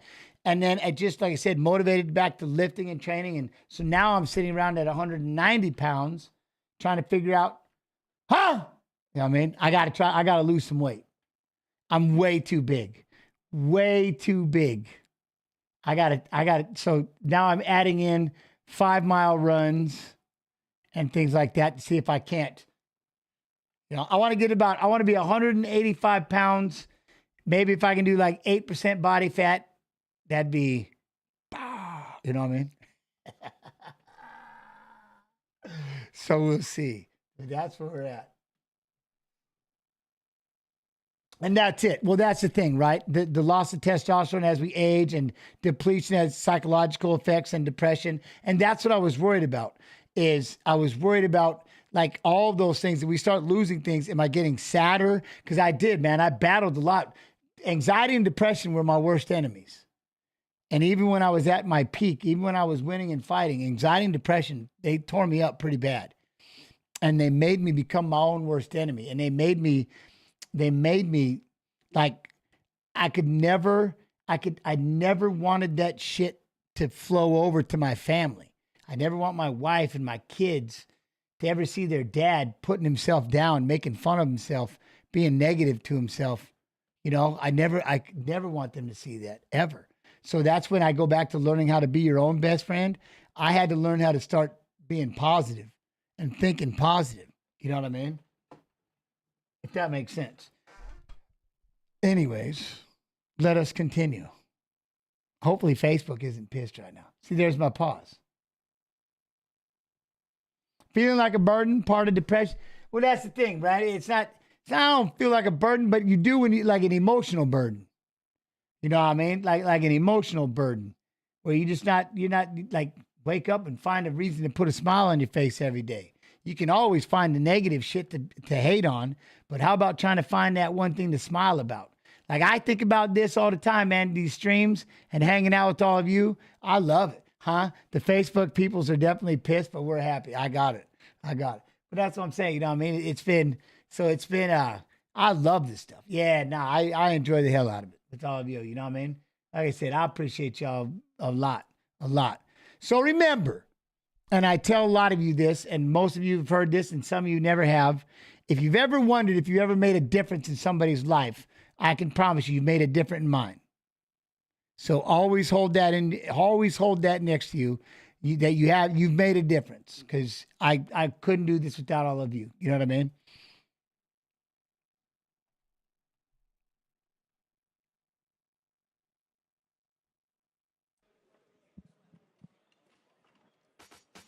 UFC Fight Pass Invitational returns to... What? I get anxiety and depression too. I just turn to alcohol. See, now, hold on really quick. Now, you know what? The only reason why I don't, one, my father was a horrible alcoholic, and two, I always tell people that's the one thing is I never always, like, I would only drink to celebrate. And this is something I told myself a long time ago, drink to celebrate. If I'm feeling depressed and anxiety, how about I take care of those things first and then celebrate with a shot of whiskey, rather than trying to wash away the pain or hide the pain or get away from the pain. How about we deal with it, take care of it, move on from it, and celebrate? See what I mean? Change the way you look at it. As the greatest of all time, Gordon Ryan faces his toughest opponent yet, Mason Fowler, for the first time in their careers. Plus, Nick Marigali will match up against Felipe Pena in the co-main. George St. Pierre on the Ancient Paul. full event. Must-see grappling event of the year, December 10th. It's exclusively on Fight Pass. Back to the bantamweights in round 3. Jose Johnson and Chad Anheliger. For being an absolute real one, much love and respect. Thank you, Zions. To the chin from Anheliger. All right, Fight Pass Facebook. I won't pause again for a while. To his knees with that one. There you go, Bird. Awesome round. And this is good from both guys, right? It is a close fight. You want to really make sure that you end with everything you've got and not leave this into the judges. If you can get your opponent out of GSP's not grappling? It's been back and forth like this, you got to go for it. On the live number, Jose Johnson is a big betting favorite at this point, but I agree with you, Paul. Yeah, I would think has so had as well. his moments, yes, for sure. You just don't. You want to trust him? Seen crazier things. I think what's made this fight fun to watch is offensively, it's very entertaining. And then defensively in the grappling, they could both use little work, so it makes it a lot of fun to watch. I have a nice bottle of wine for when I keep 10 pounds off. Then I work on that next 10. I'm not doing well with the goal, but I'm not giving up. There you go, Bri Pin. You're not giving up. It's all that matters. Not been a lot of settling by It's either there. party. It's there. Even in the grappling exchanges or along the fence. Here's another. Ooh, John's going to sit up. Oh, he's got in a deep guillotine. Oh! Slips out. Nice work there from Anheliger to not stay there too long, pops his head out, but good attempt there from Johnson. Staying busy off his back. Yeah, I don't even touch anymore either, Suzanne. I don't. Oh. Ninja choke. I mean, that was a nice combination because I barely did in the first place, but now I just don't touch it at all. 2 times from that butterfly sweep, and now Anheliger's adjusted. What's that smell? Allowed it. And by scooting back, he went for that choke, but now you saw that used a lot of energy from Johnson.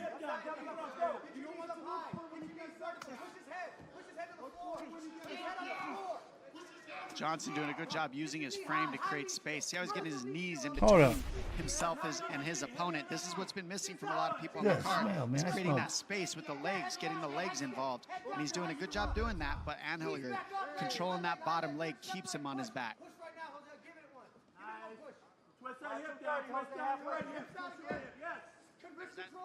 There's that sweep he's been looking for the whole fight, and Anheliger's adjusted to that sweep, and now he's not landing it the way he did in the first 2 rounds. Smell like someone on fire.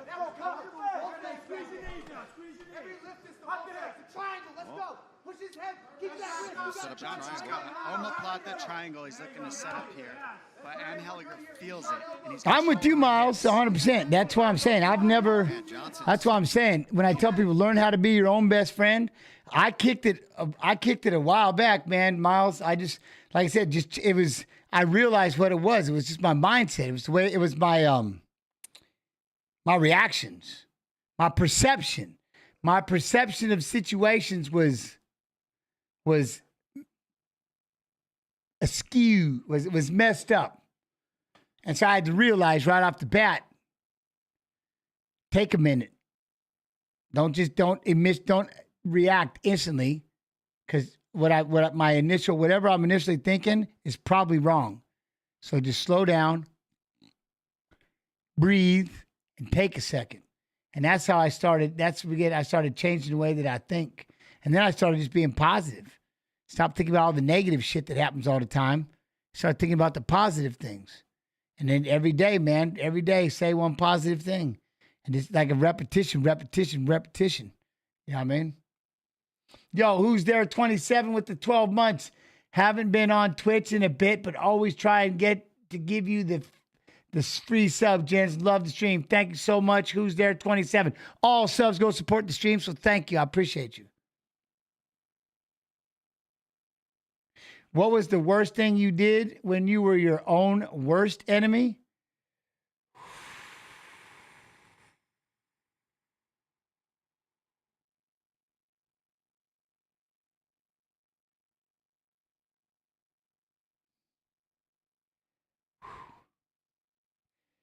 The worst thing I did, I would, again, put myself down.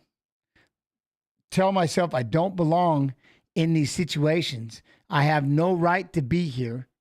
Nice choke. Nice choke. Damn! All right, hold up. I feel bad. I can't see. Yeah.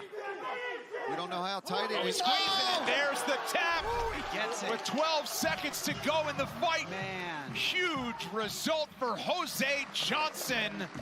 And a career night for Lobo Solitario. And that's what you want to do. Take it out of the judge's hands, especially in a back and forth. I like like this that. guy. Make sure you get the win. Jose Johnson making a statement here. Let's take a look at how he got this finish. He just stuck with Fantasy it. Ninja with the 2 months, love and appreciation. Look, he had the back. He was all over him. Him up, and then bam, slips it under the chin. Slips it under the chin. Look at Angeliger was able to belly down. He gets the feet in, flattens him out. When you see Angeliger go to the belly, Then he's really got it in done. And you see the tap there from Angeliger. 12 seconds left. See, there you go, Linda or Jose miss. Johnson to secure his win. Corner is pumped, fighting out. Oh, I like that. The worst thing I did was believe the lies attacking my mind. The worst thing I did was believe the shit I told myself.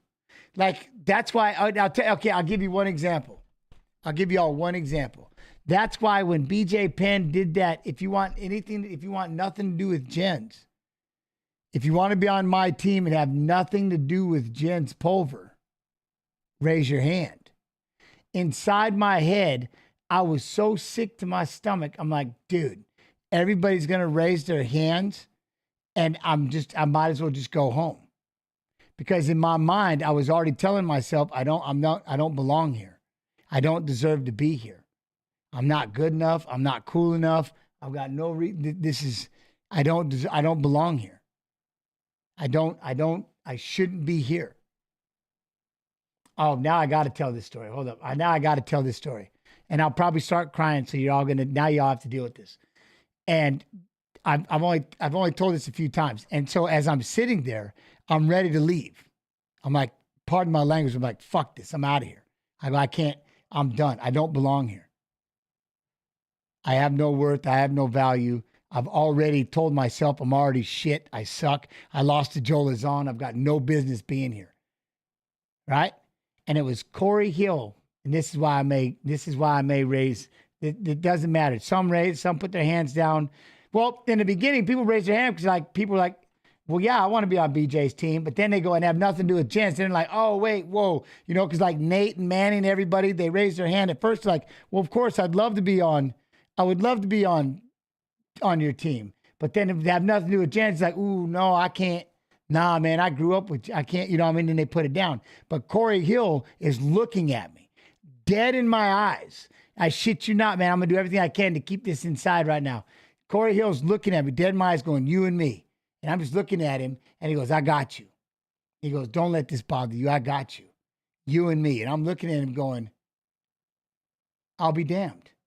I'm like, I'll be got. Oh. And I just stood there. And I went, you know what? All right. And that's why I picked him first. Even over Nate Diaz and Manny Gambari and the rest of them, I picked Corey Hill first because he is the one that was looking right at me going, I got you. How did he know? Oh, you could see it. You could see it in my face. Evidently, I don't hide the way I feel very good. And you could see, I looked sick. I was just sick to my stomach when he did it. And he just looking at me. I got you. You and me. And I was like, anyways, so he talked about the ledge. So that was probably, like I said, so what's one of the worst things you ever said that I've done to myself, being my own worst enemy? That would be it. Making myself believe that I don't belong. Making myself believe that I'm not worthy, and making myself believe that I wasn't good enough. Because that's what my father, who used to beat me all the time, those are the things he would tell me. You're not good enough. Even after I'd go win a wrestling tournament, he'd beat the out of me and to tell me you're not good enough. You know what I mean? And this is my father, who, I mean, he must be right. You know what I mean? He's beating the shit out of me, telling me I'm horrible, I'm worthless, I'm a piece of shit, I'm no good. At one point, he was going to kill me. But then he said I wasn't worth the bullets. I had to live with that. You see what I'm saying? So my point is, so I always had that in my head. And it took a long time to get past that because I could never have my kids feel that way. I can never have my, you know what I mean? I can never have anybody, you know what I mean? I can never have them feel that way. You know what I'm saying? So I flipped that. I had to flip all that around, but it took a long time. And like I said, it came back. It took this stream to do it. So there it is. So there's the story. That's why I love Corey Hill. May he forever rest in peace. And that's why I picked him first. Because he's the only reason why I stayed and I didn't leave the set when they did that whole pick your team. And then I ended up having both fighters in the finals. I won the coach's challenge and ended up adopting one of BJ's fighters, and the rest is history. Texas, but he's got roots in Flint, Michigan, and went right over to acknowledge his friend Jamal Hill, fellow Michigan product, proud of the work. Jose Johnson will make it official next.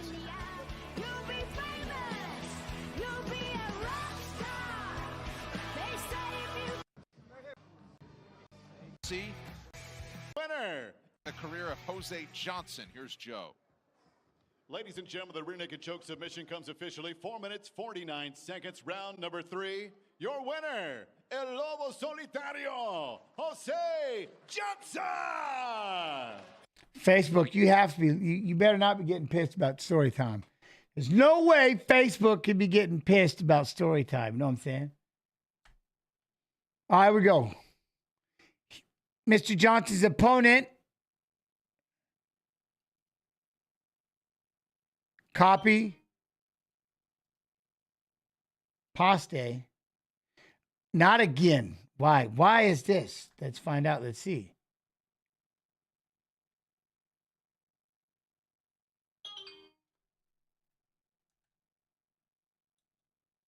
I see Almabayev over here with Vergara. All right, let's try this way. All day, all day.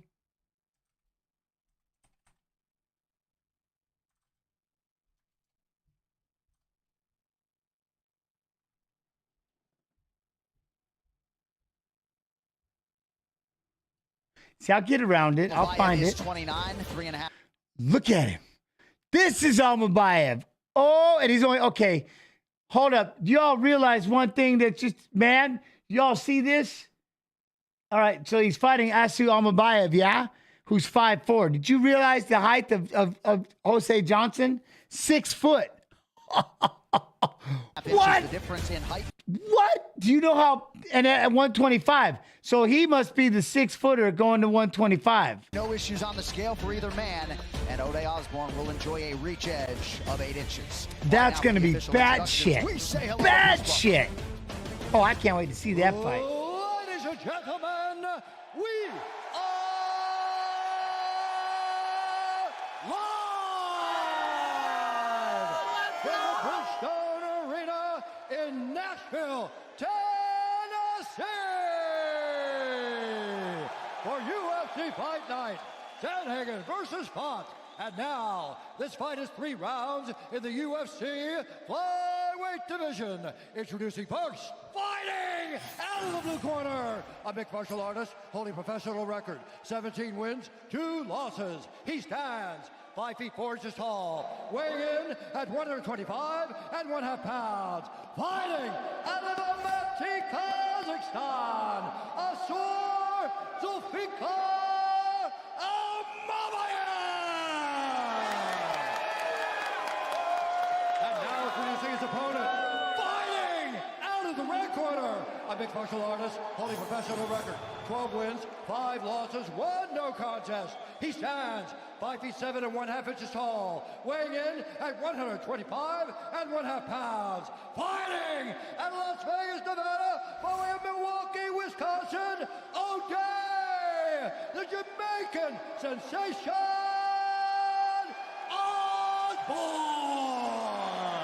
All day, all day. Gary Copeland. Gary Copeland is our referee. Luciano Andrade getting us started for round one. So Ode Osborne, formerly Mr. O. He used to be a 5th and 6th grade math teacher when he was in Wisconsin. And as Michael mentioned, continuing to work with the youth in Las Vegas. All right, ready to go. UFC Fight Night is underway. Almabayev is in black. Osborne counters in white. Straight away with the low kick from Almabayev. Almabayev. 8th UFC appearance for the Southpaw Ode Osborne. Came off season 4 of Dana White's Contender Series. You see Ode Osborne cutting off the cage. Not afraid, not intimidated of the wrestling chops of Almabayev, and rightly so. Huh? No way that dude is 6 feet tall. Who are you talking about, 6 feet tall? Huh? The best form of defense is attack. As I said on the walk last time out against Charles Johnson, a very good wrestler in his own right, and did more than okay. Got the decision win in that one. Ooh. Right hand connection. No, Ode Osborne is not. Okay, again, Asu Almabayev. We're watching an Asu Almabayev fight because Almabayev is fighting Jose Johnson, who we just watched. Jose Johnson is 130. Is the 6 foot 125 pounder. He's 6 feet. That's his opponent. You keep forgetting that. Yeah, you keep missing that part. Osborne did wrestle 1 year in college. Was a national qualifier at Carroll University before the program was shut down. What? Jason! The end of the petrodollar. Good inside leg kick for Kazakhstan's Asu Almabayev. Oh, Almabayev loading up on every shot. There's the first entry. Single leg. Sits him down. He's got to get over that left leg of Osborne. That'll really support him in this position because he's got a guillotine here. Yeah, that's the danger of going for the single leg with the head on the outside, as you know, Dom. There we go. He gets his head out right in the full guard. Perfect. Cracking right hand there by Almabayev. 757. That right hand has showed itself a couple times here in round one. The thing I got to pay attention to is the opening of that fight. You saw Asu landed 2 huge, big overhand lefts, and he's facing a southpaw. So as a southpaw, you got to know the left hand's coming. What's going to happen when they get up from this grappling? Keep an eye out for that left hand of Asu. It landed early. Yeah, but getting up, that is the key thing here, Dom, because in a lot of the fights that I saw of Almabayev, obviously prior to the UFC, people didn't really get back up. Yeah. He's that dominant on the ground. So Osborne, he's got to have a sense of urgency here. Yeah, I agree with you, and that's what I'm saying. So let's say he gets up. How tired is he after that? And then that opens up the left hand more. Yeah. Right hand, excuse me. But this is the game that we play. So this tough. is what we sign up for. It's the mixture of the two styles that's interesting. Like, if you're just grappling, you don't get as tired as if you're grappling and striking mixed up. I think that's why You want the ref fighting both of them? There you go. Hey, do you have a favorite submission to hit in training? Yes, I do. Yes, I do. Oh, thinking about submissions from his back. Feinted a triangle, tried to hit an armbar. Oh, nice left hand. Yeah, as you say, John, nice power on those shots. So Asu Almabayev showing UFC fans a pretty good top game thus far. It looks like Osborne's trying to leverage a hip here. Under 2 minutes to go in round one. I don't jump the ghillie, but I got the ghillie. I learned the proper. Yes, I learned one after my career, but it's money. The danger of the submission, but with good submission defense, It goes hand in hand with wrestling. You know what you're doing. You can generate a lot of power from between the legs.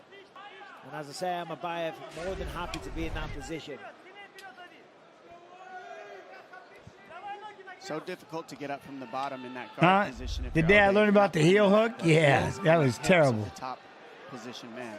That creates. And then space Dean here. Thomas You showed me what notice the he's grabbing inside heel arms, hook he's was. not That was getting terrible his too. feet into the mix to create space from the top man. That's what would really support him here.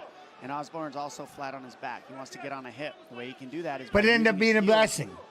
It ended up being a blessing to get to a hip himself. See how he's got the heels on the hips now. That'll help him. But he's got to keep doing that. He's just eating a lot of ground and pound right now, staying flat on his back. He's thinking about the armbar. Again, came close. I think Asu knew about that and used it to pass into side control.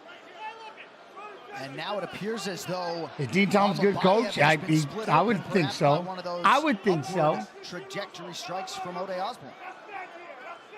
Yeah, it's got to be the elbow, I would have thought, John. From your back, you can slice up your opponent with relative ease. You don't need a lot of power.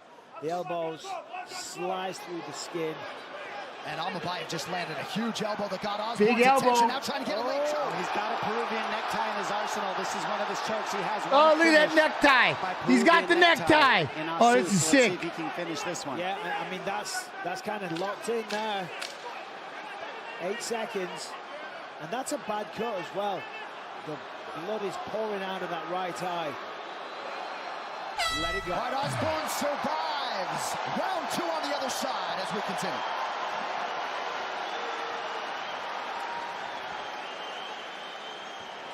Baby, have a seat, have a seat. You gotta put this on, Yeah, have a seat. Hey, put that on. It's walking out. Listen, that's all he's got. You can survive on bottom. But listen, you're way too comfortable on bottom. Yeah, on bottom. Get on your hip and get up. Forget the triangles, forget the attacks. Get up on your feet Hey, listen, and touch all day. You can box this dude. You gotta let your goddamn hands go now. Listen, he's doing inside leg kick. All you do, give me a 2-3, your left kick. He's going inside leg with his right leg. I need that left hand, right hook. Every time he throw, left hand, right hook, okay? I need that jab to start popping. Yes, sir. On the ground, everything should be getting up. I got you. Get the Drop your levels. Don't overshoot the jab, though. He's gonna try to take you down. Yes. I want you back on the mat. I want you on your hip every time on your feet. Betterism, feign those goddamn knees. We gotta go now. We gotta go now.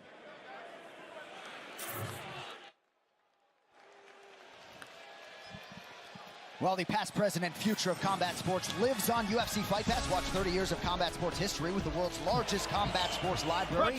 Plus over 25 exclusive combat sports organizations from around the globe with live fights every weekend. So Jason Manley in the corner of Ode Osborne. As soon as he got back to the stool, they wanted to apply that ankle sleeve to the left wheel. So, rapid head kick for Almabayev early round 2. And there's the takedown that they feared. Can he fight it off, though? This is the exact same position almost. Single leg, heads in a neutral position, not on the outside, but this is good. He's got the fence to lean against. This is crucial. Osborne has to remain on the feet, and he does so. Nicely done. You know, the corner of Osborne were telling him all the right things. We're going to have a sense of urgency to get back to your feet. You're going to work behind the jab. You're going to feint those knees. Nicely done by Ode Osborne.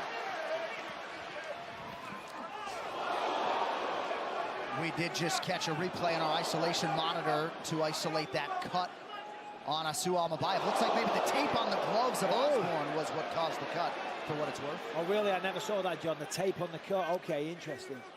But there's that move that I said. Almabayev loves to spin into a double leg. Osborne saw that one coming. Oh, the sound's up. Sorry. Rothgard Thorson! Yo, Rothgard with the 3 months love and appreciation. All subs. Go to support the stream. Thank you, thank you. Oh, we taking shots. We got. He's in deep with the body lock. Yo, what up, Soupy? Nice big takedown. Good sweep of the leg. Beautiful sequence there. Nice job. Wrestling for Asu Almabayev. So this is what the corner. Asu Almabayev. We're talking about. He needs a sense of urgency now. He's going to push on the head. He's going to open the guard. Going to try and build the base.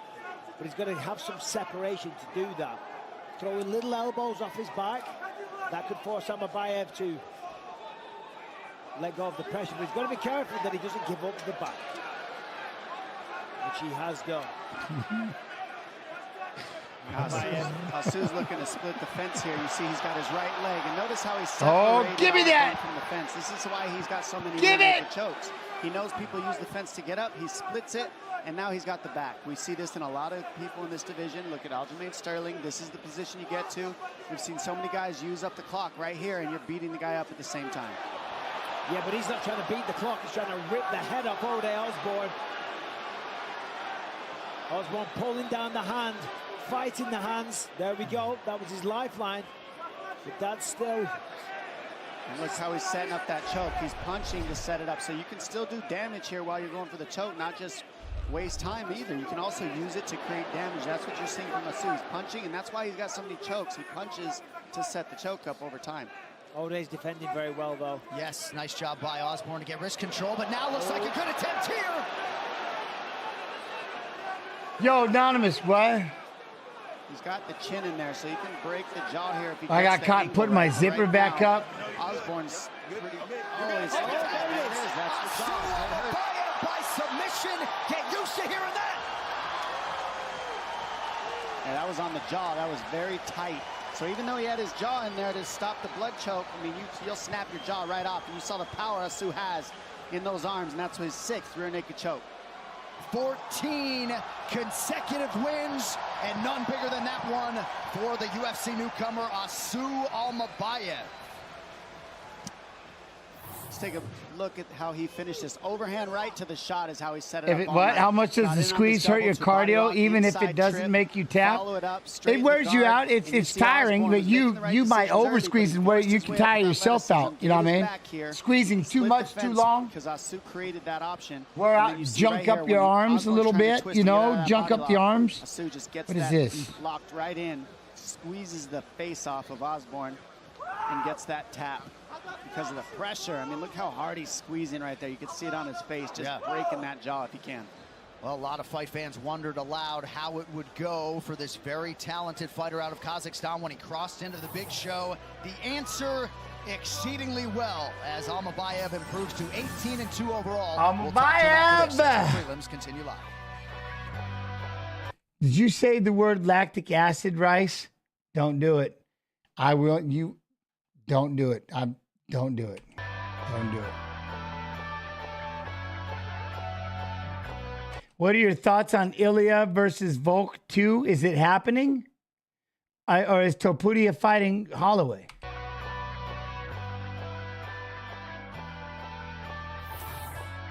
How big is the big difference on a choke? The first 30 seconds of a fight versus late 4th, 5th round? Oh, you know, I think you just have less energy. You're just more worn out if it gets locked in tighter. No, you're good, Rice. You're golden. Don't worry about that. No, we'll get into it another time. It's a funny story. I'll tell you in a second. But, you know what I mean? That's one thing. Late in the fight, you probably just don't fight as much. You get slapped into one. You might be able to, but it just depends how much squeeze you have left. You're sweaty. You know what I mean? You're warmed up and everything. In the beginning, it's bad. It's quick. It's fast. They're squeezing really hard.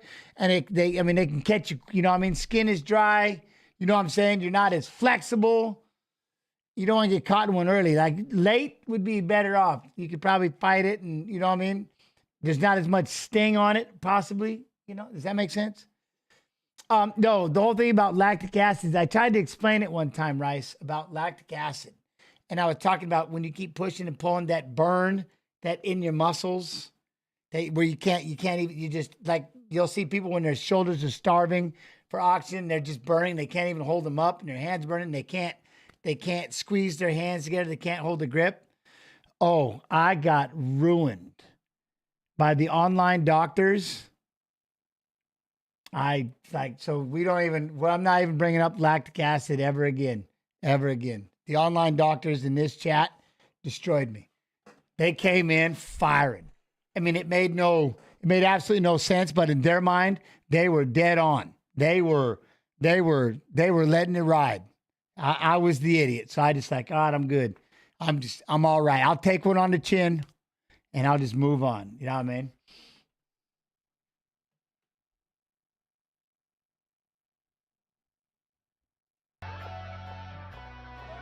I just figured out that you would have way less breath to withstand. Well, the biggest thing is, the hardest part about that breath is like the one thing that does suck. Imagine like when your heart is beating. And imagine if you were scrambling, you got into it, and all of a sudden someone tries to close the air off.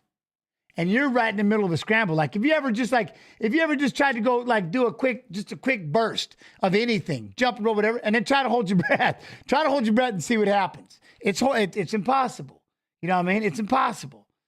So it's just a matter, you know what I'm saying? But that, so it just depends on when they can catch it. And when you're in the middle of a scramble and boom, they lock it on and then they're closing off that air. Same thing like trying to close a cut.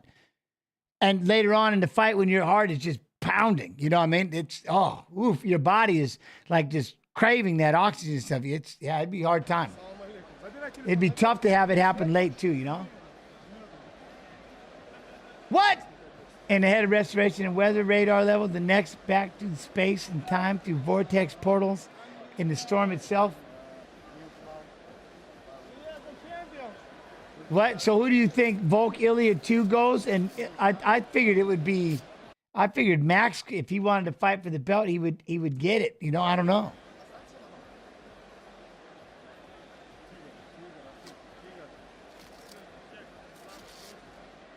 The first 10 episodes, you can check them out on ESPN+. All right, now to make this one official, here's Buff. But Volk and Ilya, I mean, it'd be fun to see Volk do it again. Referee Gary Copeland has called a stop to this contest. Okay, hold on. I got to pause real quick for the. Well, hold on. I can do this. At 3 minutes. What if? Declaring the winner. What if? Submission due to a rear naked choke. Asu Almabayev.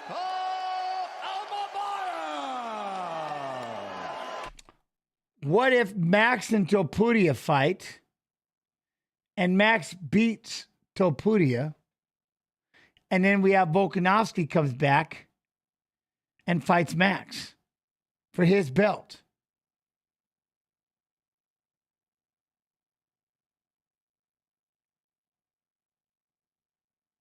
You know what I mean?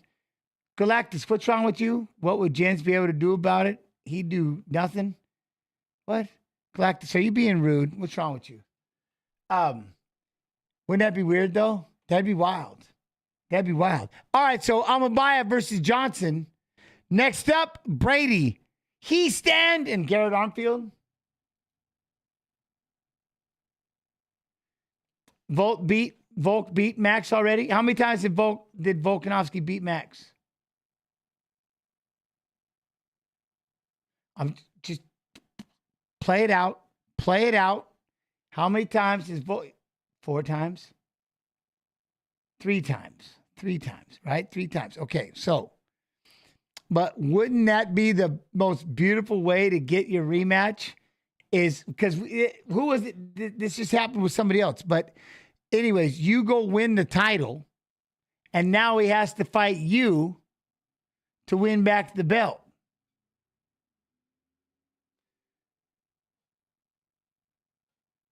Max beats Topuria. Max is the champion. Volkanovski's like, I want my shot. You know what I mean? Do you think that's the big thing? Do you think Max can beat Ilya? We'll have to see. We'll have to see, you know? Did you see this, though? Friday night, Aries, which just finished. Then we'll have Unified MMA 57, Cage Fury FC, Unified MMA 58. They're doing Unified MMA 57 and 58 today. Look, they're doing an 8 p.m. Eastern. They're going right to a 10:30. Unified going on twice. So we got 3 live events still happening on Fight Pass. Tomorrow we got Polaris. I'm going to throw that out there as a grappling, live grappling, and then Fury FC 92. No, I know, Galactus. I know you do nothing. You won't fucking do nothing. I knew you had it. I knew what you would. I get it. I get it. Now, here we go. Where's Brady? Batgary Dana. Copy. Paste. Do you think Max has improved, or is it the weight increase that improved his performance? You know, I think Max is just where he's at. And he's just, you know, he'll step it up. And I think he just stepped it up and he had just a crazy-ass ending, but that's just Max always pushing it to the last second. It'll be more about Topuria and how many kind of fights like that has Topuria been in. And, you know, can Max drag it out 5 rounds? Because Topuria can blast. He can hurt you early. He's got power. You know what I mean? But that'll be one of the things is again, Can Max take him to deep water and just outwork him with a high output? You know, it'd be fun to find out. It'd be fun to find out. All right, our bantamweights are in the octagon. Let's look at the tail of the tape, and they are 10 years apart. Hiestand 1 inch taller. He also has a 1 inch reach advantage.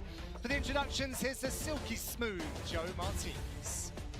From the UFC Apex here in Las Vegas, Nevada, fight fans, welcome to UFC Fight Night. Pavlovich versus Blades. And now, fight fans, we are set to go 3 rounds of action. This in the UFC Bantamweight division. Introducing to you first, fighting out of the blue corner. His background, kickboxing and Brazilian Jiu-Jitsu. At 5 feet 7 inches tall, he weighed officially 100. Hold on, I gotta find out. I had a tree go down in the backyard. 12 victories with 4 defeats. Fighting out of Erdenet Sagan, Sukbatar, Mongolia. Here is Badgary Stordina! And across the octagon, his opponent fighting out of the red corner. This mixed martial artist stands 5 feet 8 inches tall. He too weighed in officially 136 pounds and holds a record of 7 victories with 2 defeats. Fighting out of Spokane, Washington, here is Brady Hiestand! And your referee in charge of the action, Jaron Villel. Octagon steward for our opening bouts is Jaron Villel. Dana Batgarel. He faces off against Brady Hiestand of Ultimate Fighter fame.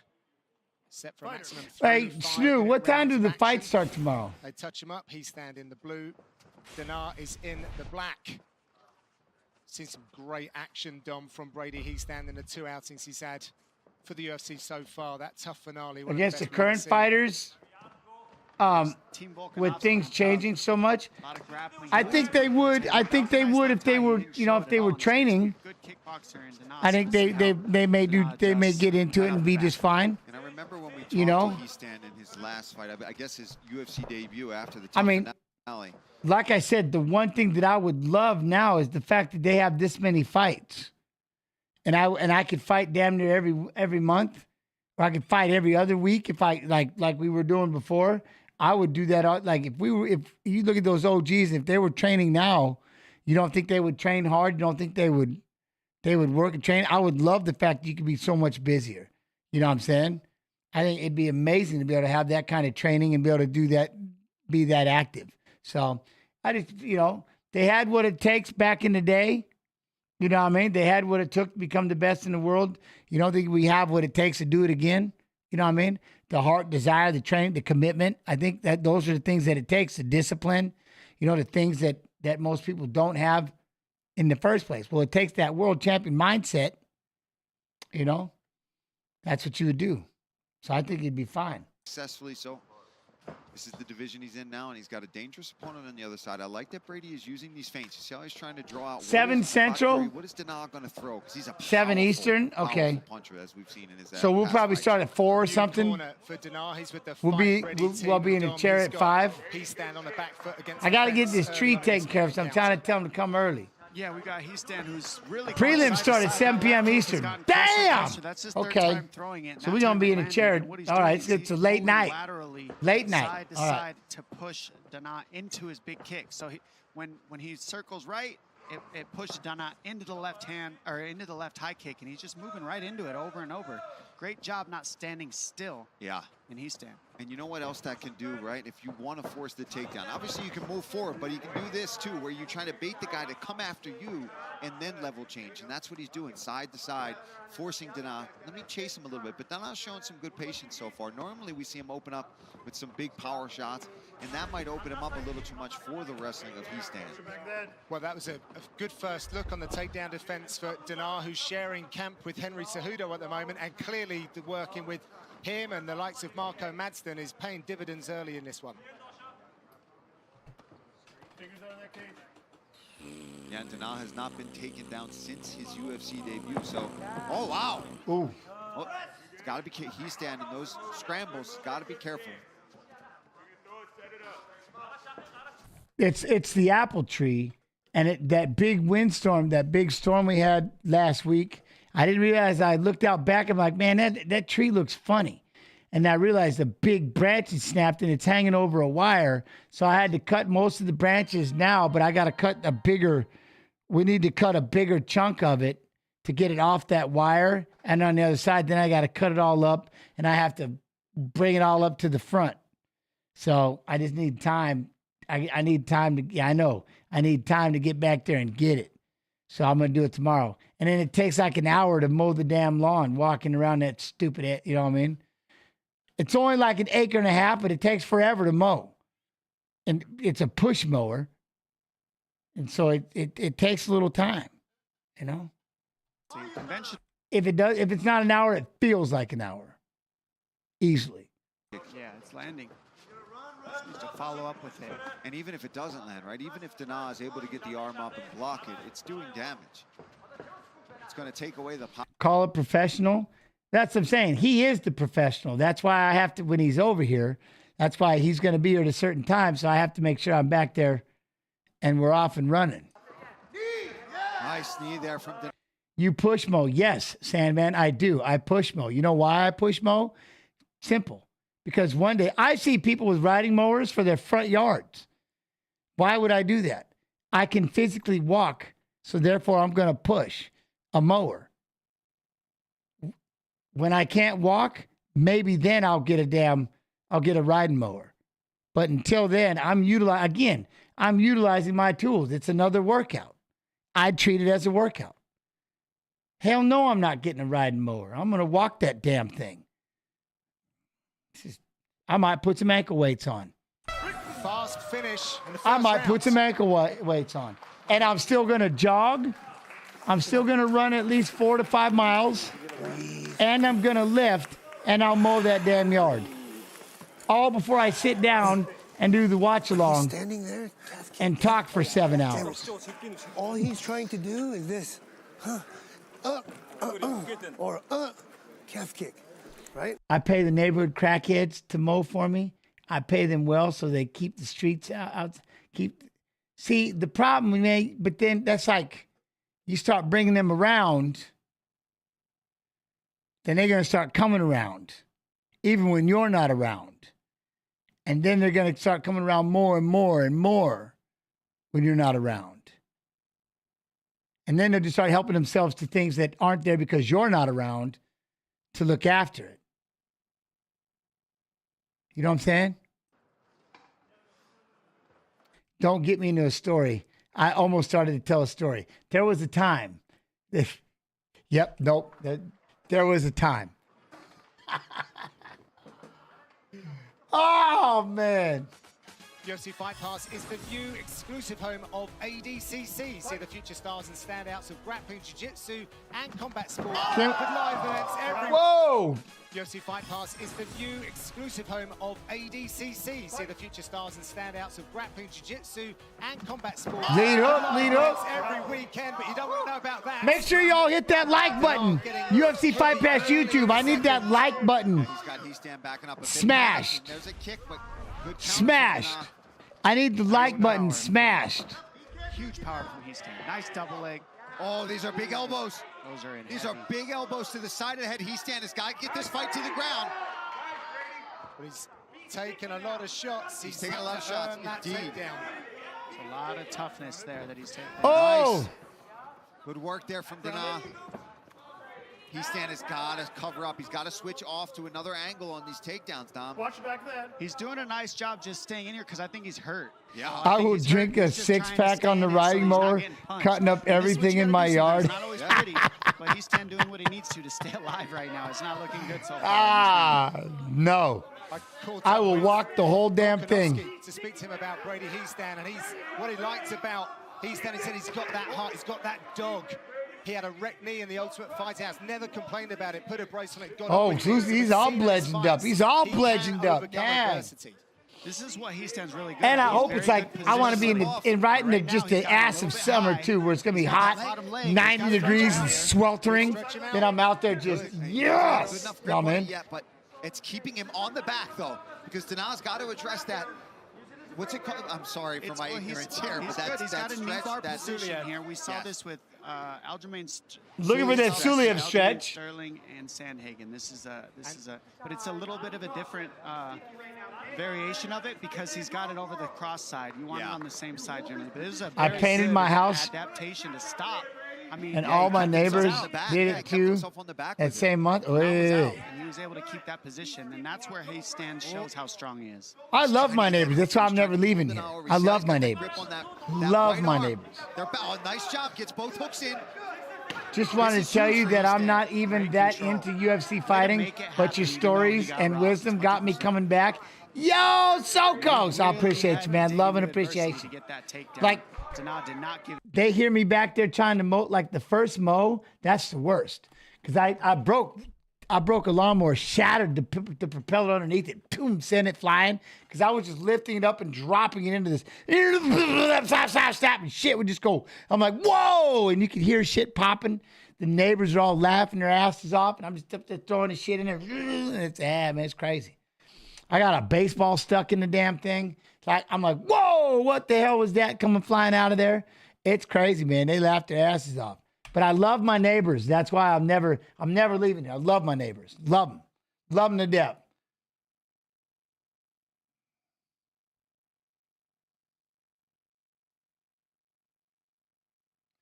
What? Got to stop mowing stone? I don't mow stone. I just got it when you got it the first time when you got to outline the yard back there. I just start throwing it in there and just, I'm just cutting everything up. And once it gets lined out, then I'm better off. I'm better, He's in a good position now. Yeah, but Joshua Van fight is up. Yeah, but my man Lazy Bed, the other one missed it by what, 3.5 pounds? That's just... The man that's moving side to side, head off Hiestand, take him down or defend the takedowns and then land the big shots. And as Hiestand why not weed whacker first? Because that would make too much sense. That's what we're seeing right now. Hiestand used so much the country boy gangster. That would make way too much sense. Way too much sense. That's why. Dana's creating damage and stuff in the takedowns. We need to just dive in there and just find out. You know what I mean? Just dive in and find out. I think that's a wise game plan for Dana in this particular matchup. 100%. Now, one of the brightest young stars in the sport, Song Yadong, looks to continue his ascent at 135 pounds against cardio machine Ricky Simone. It's another action-packed UFC fight on ESPN Plus next Saturday, main card at 7 Well, Eastern. number one, Jens, if you don't want to answer, I understand. You don't have to. But do you have a 9-to-5 job, or did you invest your fight winnings? Well, one, I didn't get paid enough in fight winnings to, I was back in the day. You know what I'm saying? But I do have jobs. Yes, I do work. But what I try to do more than anything is I'm a stay-at-home dad that takes care of my kids. I make sure they get to school. That's why I have this. It's weird. Every day feels like Saturday right now. And I'm a volunteer coach and all of that. So, yeah. Going to tire out Hiestand, especially moving in the third round, is the pressure of Dana and the takedown defense.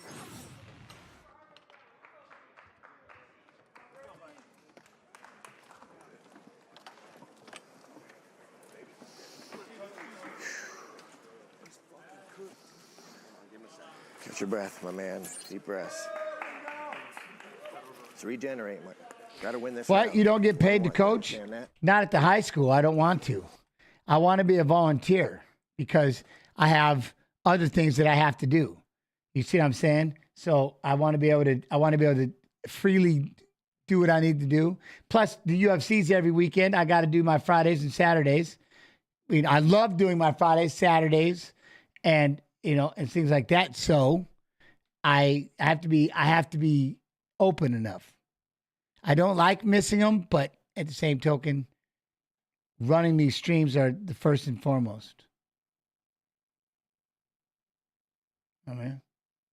But right around that December time and stuff, there's not too many fights, so it kind of works out. All right, let's take a look at this left hook right on the nose of Hiestand. Compensation comes other ways than money as well. Well, that's the thing for me. Think about it. For a while, he was able to get the fight to the mat and secure some good positions, but Danal Bhatkari did a great job getting back. That's all I do is with my children. I can start coaching now, but I won't. As far as fighting and traveling, I won't. That's why, again, I love doing this. I love doing this job. I love hanging out doing this with all of you. This is way too much fun. I enjoy this. Even you, Fight Pass, Facebook. Keep that clean. Higher. What up, Jason? On hand tonight. Dean, what do you But that's see? why you all could share and make it bigger and bigger and bigger. That would be awesome. It's too hard to collect both legs, and when he shoots against the fence, Jets raising squirrels. No, there is a chipmunk over here that I'm trying to. We're trying to be friends. Me and there's this chipmunk. I call him Chippy. And Chippy has now gotten to the point where he'll sit over here on this carpet roll and he'll wait for me to bring out food. But then when I bring out the food, Chippy takes off. And then when I put the food down and I close the door, Chippy will make his way back to start eating. And then I'll sit on the other side of the window and just look at Chippy. But I haven't gotten to the point where I can open up the door and sit there while they're eating. Oh, yeah, no, there's whole peanuts in it. Yeah, no. So that's what I'm trying to do right now. I think Hiestand used his striking to set up the takedowns. He's either striking or he's shooting. And if you're using your striking to set your shots up, they all look the same. They all kind of flow together. And that's where these guys, that's where we can see Hiestand. Ulanbekov came in at 129.5 pounds, 3.5 pounds over the fight limit. Yeah. Including the 1 pound allowance for non-title fights. So it's actually 4.5 pounds. Yeah, I wouldn't take the fight either. I do the same thing for my kids. Yeah, Chippy's just buy a hamster or something? No. No. But tonight, plus 23 Chippy will be my friend. In Australia, I started taming all these damn birds. These lorikeets and those big cockatiels. In that second round, but right now he needs I became the bird tamer. Because it's looking like Danaz landing the bigger, more significant shots so far. And if Hiestand's going to have a shot to win this, he's got to mix it up, get him down, create some damage. And I think it's from that right hand that he's got to try to do it. He's had success now twice in a row with big right hand. Use that to flow into that shot. Yo, Megan, what up, Megan? How you doing? Sharing a training camp with Henry Cejudo. Seems to be rubbing off well on Danal for tonight. I would like a baby raccoon. I've always wanted one. I've always wanted a baby raccoon. What I would say is that Danal comes with a but yet I have not. Background. He's been in 8-man tournaments, 16-man tournaments. He's got an MMA background. He's very experienced. So it's easy to take somebody with that kind of experience, bring them into a division and make them look really good. And that's what yeah, those cockatiels, whatever, those big, loud-ass white, those white colored birds. Against a very tricky Hiestand. Yeah, Danal's looking, you know, very patient, landing good strikes, but Hiestand is showing some moments, right? And I think, obviously, if this continues to go this way, it's definitely a loss for Hiestand. But he's going to look back on this and he's going to see moments that he can take and start to develop. At 23 years old, but the neighborhood cat was roaming around here, and I was like, I had to go have a chat with the neighbor. Hey, your cat. There's a big takedown with 1:23. He's got to have a sense of urgency. Goes messing with my chipmunk. We're going to have an issue. Damage, Paul, doesn't he? He needs damage and he needs submission attempts right now. We're going to have an issue. This is going to go on the scorecard, so damage is what's going to win this.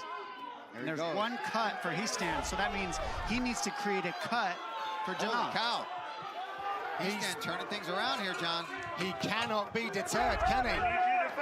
Oh, it's a big comeback, big comeback. This is where he's so good. His positioning is very, very tight, and he doesn't give up here. You're going to see Hiestand getting better and better positions here, try to finish this fight. He doesn't. Yeah, crows. My mother has a crow. Pick his shots just a little more here now. I know he wants to keep big shots. Keep him down in this position. Danal just gave up at the end of that fight right there. He ran out of gas. Incredible. Brady Hiestand.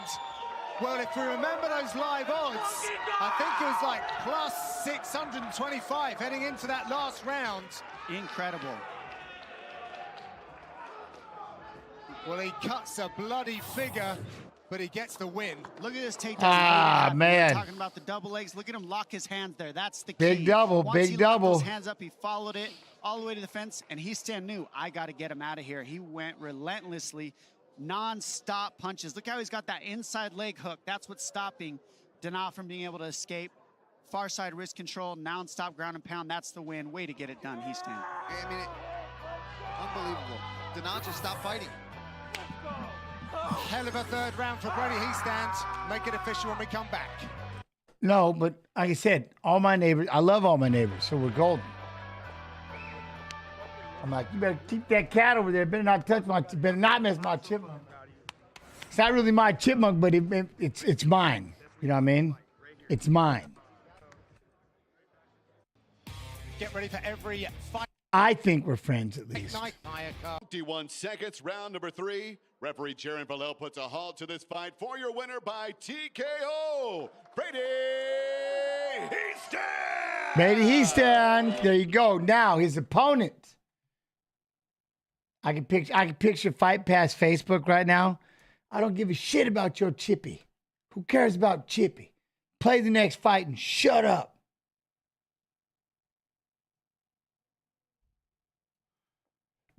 Copy paste. Okay.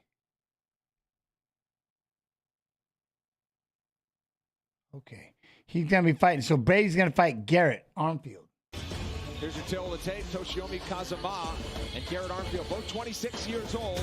The Japanese fighter is 1 inch taller at 5'7". It is Armfield out of Missouri with 1 inch in reach. Hey, Lord Sorrow, don't start with that. Your friend's that chipmunk till it starts chewing through your house. Don't start with that. Here's Joe Martinez. Then the wife will be pissed. Pissed. Introducing to you first, fighting out of the blue corner, a freestyle fighter standing 5 feet 6 inches tall, weighing in officially 135 pounds. In 11 fights, his record stands at 8 victories with 3 defeats. Fighting out of Kansas City, Missouri. Ah, that's awesome. That's awesome. Garrett Armfield. Oh, Garrett.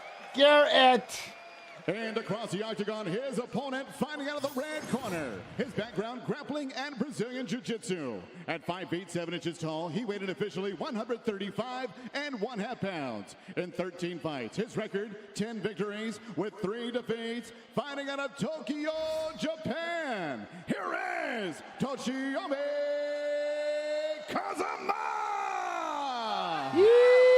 And your referee in charge of the action, Kevin Sataki. Second random commercial where? For Kevin Sataki tonight. Christy and Red are on hand with us here in Singapore. Appreciate you tuning in as well. Garrett Armfield, couple of fights canceled since we last saw him in the octagon. Smiles as he gets ready to start his business against Toshiomi Kazama. Armfield with a stiff jab in black, Kazama in the white. You see it very low. Ooh, Unified MMA 57 is about to start. Stance from Garrett Armfield. Live event on Fight Pass. Really nice kick from Kazama. Armfield has ended all 8 of his pro wins inside the distance. As I was saying, his coach, Trey Ogden. Beautiful there's a really nice left hook. He's countering these kicks well early, Armfield. Yeah, Armfield's getting off to a really, really good start. Just going to say his coach, Trey Ogden, was giving him a takedown series on takedowns that will work. Hey, the best takedown is a left hook or a right hook, whatever you want to say. He ain't going to need wrestling at this rate. He's about to drop. No, he's hurting him bad, Michael. Yeah, he's landing every one of these punches. Yeah. All right, Galactus, be real, be good, be real good. Beautiful sprawl. To be fair, Kazama never really set it up. Not at all. Ooh, shoot. Way far out. He's thinking about it again there. See the level change? And Kazama really biting on those feints. Armfield really loaded. Rip up the Antarctica Treaty. Rip it! Keeping good balance. Hands up. Just showing that striking. Rip it! As we said. Moving Oklahoma. On the wall, well, there it is. Armfield's got some power as well. He sure does, you know, and this is where he belongs at 135. He looked good even in moments against Onama up at 145, and he took that on short notice, and now with a full camp, looking prepared here tonight. Well, he took it on just a Yeah, few do days' that notice. again. Was actually feeding the family's goats. Had to rush to the airport, almost missed the flight. And as you say, against a massive 145er. Yo, hi, Sashin. What up, Sashin? How you doing? Proper weight class. Hi, Sashin. Ashin. I'll tell you What's what, up, my friend? How you Armfield doing? is looking very impressive. I see that article. Nothing. You sent me the photo of the service chicken on Facebook. I did see that. Yeah, that was badass. Thank you very much. Yeah. Right Yeah. now, making him miss, making him pay. Oh, no. Another combination. Straight All down the right, middle with best that right hand. girl, be real, be good, be real good. And on the flip side, Kazama, you can see the redness on the face. You can see he's starting to panic, very jittery, trying to get away, doesn't want to be boxed against the fence. Works the body, and now Kazama wants to make it a grappling match, unable to do so. Yeah, and the last time Kazama was in here as well, it was a tough night in the office. Oh, there we go. Now this is Oh, gonna be Armfield. Armfield, big jab. Oh, Armfield. Oh, Armfield. Beginning of the end, I think, here. Kazama cannot get a hold of Armfield and hold him. He's got that arm. He's holding on for dear life for that. You could say Yo, Rashon Ness. Sure does. Man, look at that. Rashon Nesterovich. In a world of trouble. Armfield. All right, Rashawn, how you do? How you do, Nesterovich? And that's smart. That's a really smart thing to do. Get up! He doesn't even want to get up. He's busted up bad. It's only a matter of time. Lands a shot there, though. Oh! But Armfield just teeing off now. 90 seconds to go in round one. Oh, Armfield he just can't miss. Perhaps one big combination. What up, Jason? How you doing? Step in, step. Oh, there he goes. Just finding that range. Combos. He's landing everything. And see the look on his face. He's enjoying himself. Armfield knows he's ahead. Ooh, ate that hook, though. He eats one there, but you can see. Look at the swelling, too. He senses the finish. Kazama is looking a little wobbly. You can see the damage on the face. I will say the last half of the... Oh, with the right arm. He said, no way. Look, he stopped that pretty fast. But the way he fell. It's the way he fell. The beating that he was taking. I will say the last half of the... Boom. What? Did you ever know Alfie Alcaraz? Yeah. Perfect stoppage from the referee. Big stoppage. Yeah, Alfie. So here. Oh, he is hurt. He's hurt worse. Good stoppage. So here's one you don't know. So the first fight I ever fought, UFC 22. When I did the first ever 155-pound lightweight fight, we were going to fight at 170, but we agreed to fight at 155. It was Alfie Alcaraz. That was the first fight. That was the first fight. A full round of punishment. To be fair, we could have stopped it sooner. But let me tell you, We've been friends ever since. Armfield was just on fire. Punched him one right hand to the belly. Oh, didn't miss There's that. a solid jab that knocks Kazama into the octagon fence. And he just stalked him. He cut him off. He pieced him up from start to finish. Speaking of the finish, there it is. Oh, yeah. 1-2. He was just in Montana or whatever. Saves him Yo, from any more Mafio, damage. redeeming that 100,000. We gotta flex it. Flex, my friend. Much love and appreciation, Mafio. TY. Look at him, hanging all over him. Ref. There. But Garrett Armfield came to Oh, he was hurt. That was a good fight. So Garrett Armfield against Brady. A World War Career moment coming up. Here is Joe Martinez to make it official. Yo, Mafio with the 16 months. Love and appreciation. All subs, go to support the stream. Thank you. Ladies and gentlemen, the end comes officially 4 minutes, 16 seconds. Round number one, your winner by TKO, Garrett Armfield. Ref was on point, but he was trying to tackle him, and it wasn't working. He was getting sprawled on. You know what I mean? Unified MMA 57 is live right now, and then we still have a couple more. Then there'll be a couple more shows still going on UFC Fight Pass. Everybody has UFC Fight Pass. For just under $10 a month, you got all these live events that can happen. Yes. All right. Douglas Silva de Andrade against Miles Johns. What? All right, let's see, Douglas. Let me get a gander, Douglas. What? 2 title fights on CFFC tonight. Cage Fury FC 132, Friday, June 14th, 9 p.m. EST. 2 title fights, Lazy Bed says. So you got 2 title fights. I mean.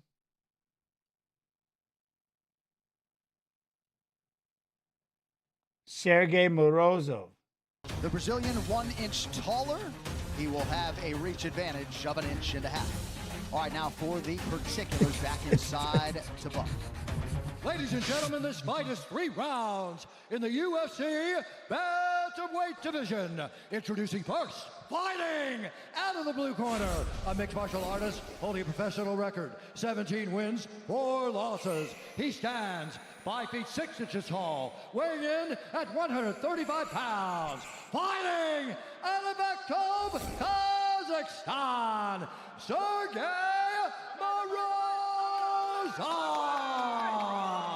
Darkest brother, no doubt. Now introducing his opponent, fighting out of the red Is he corner, back over there a then? kickboxer, holding a professional record, 27 wins, 4 losses, 1 no contest. He stands 5 feet 7 Yo, inches realist. tall, How you doing? I'm good. How you doing? 36 pounds. Fighting out of Castle Hall, Realized.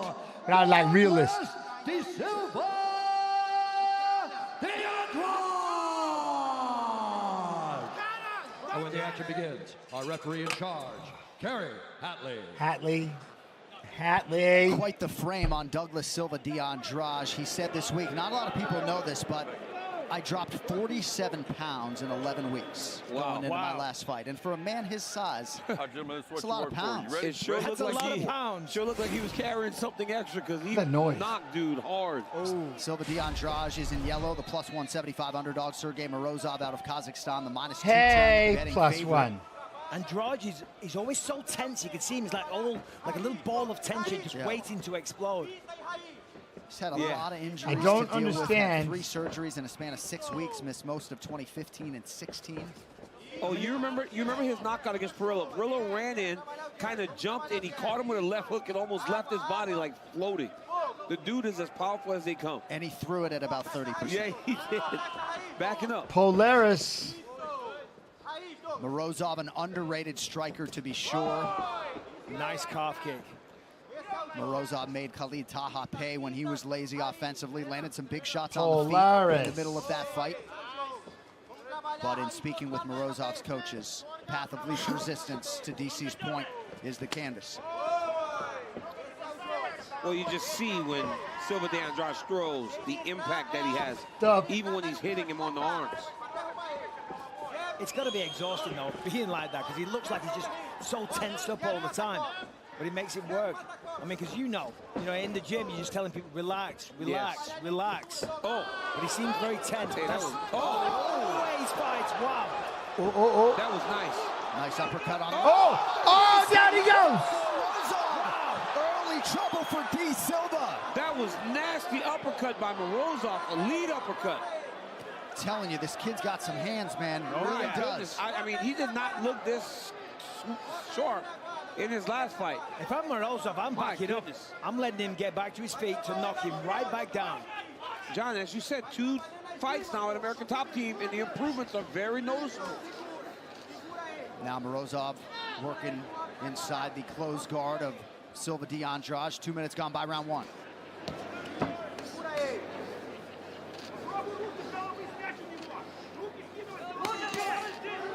Heavy shot.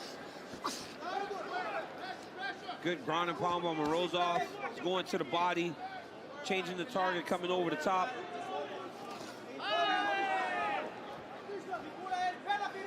Andrade's going to try and get up, try and get the feet on the hips, create some separation. I don't know if he's even back. I don't know if he's back, Mike. I think he's like accepting his position because he feels like he's taking less damage. Alexander PC, love and appreciation. Nice elbow, gets through. I'm gonna do it. Oh, and that one split him right open. Let's gander it. Let's gander it. A nasty cut for the Brazilian to deal with here. Still plenty of time to go in round one. Abdullah, what?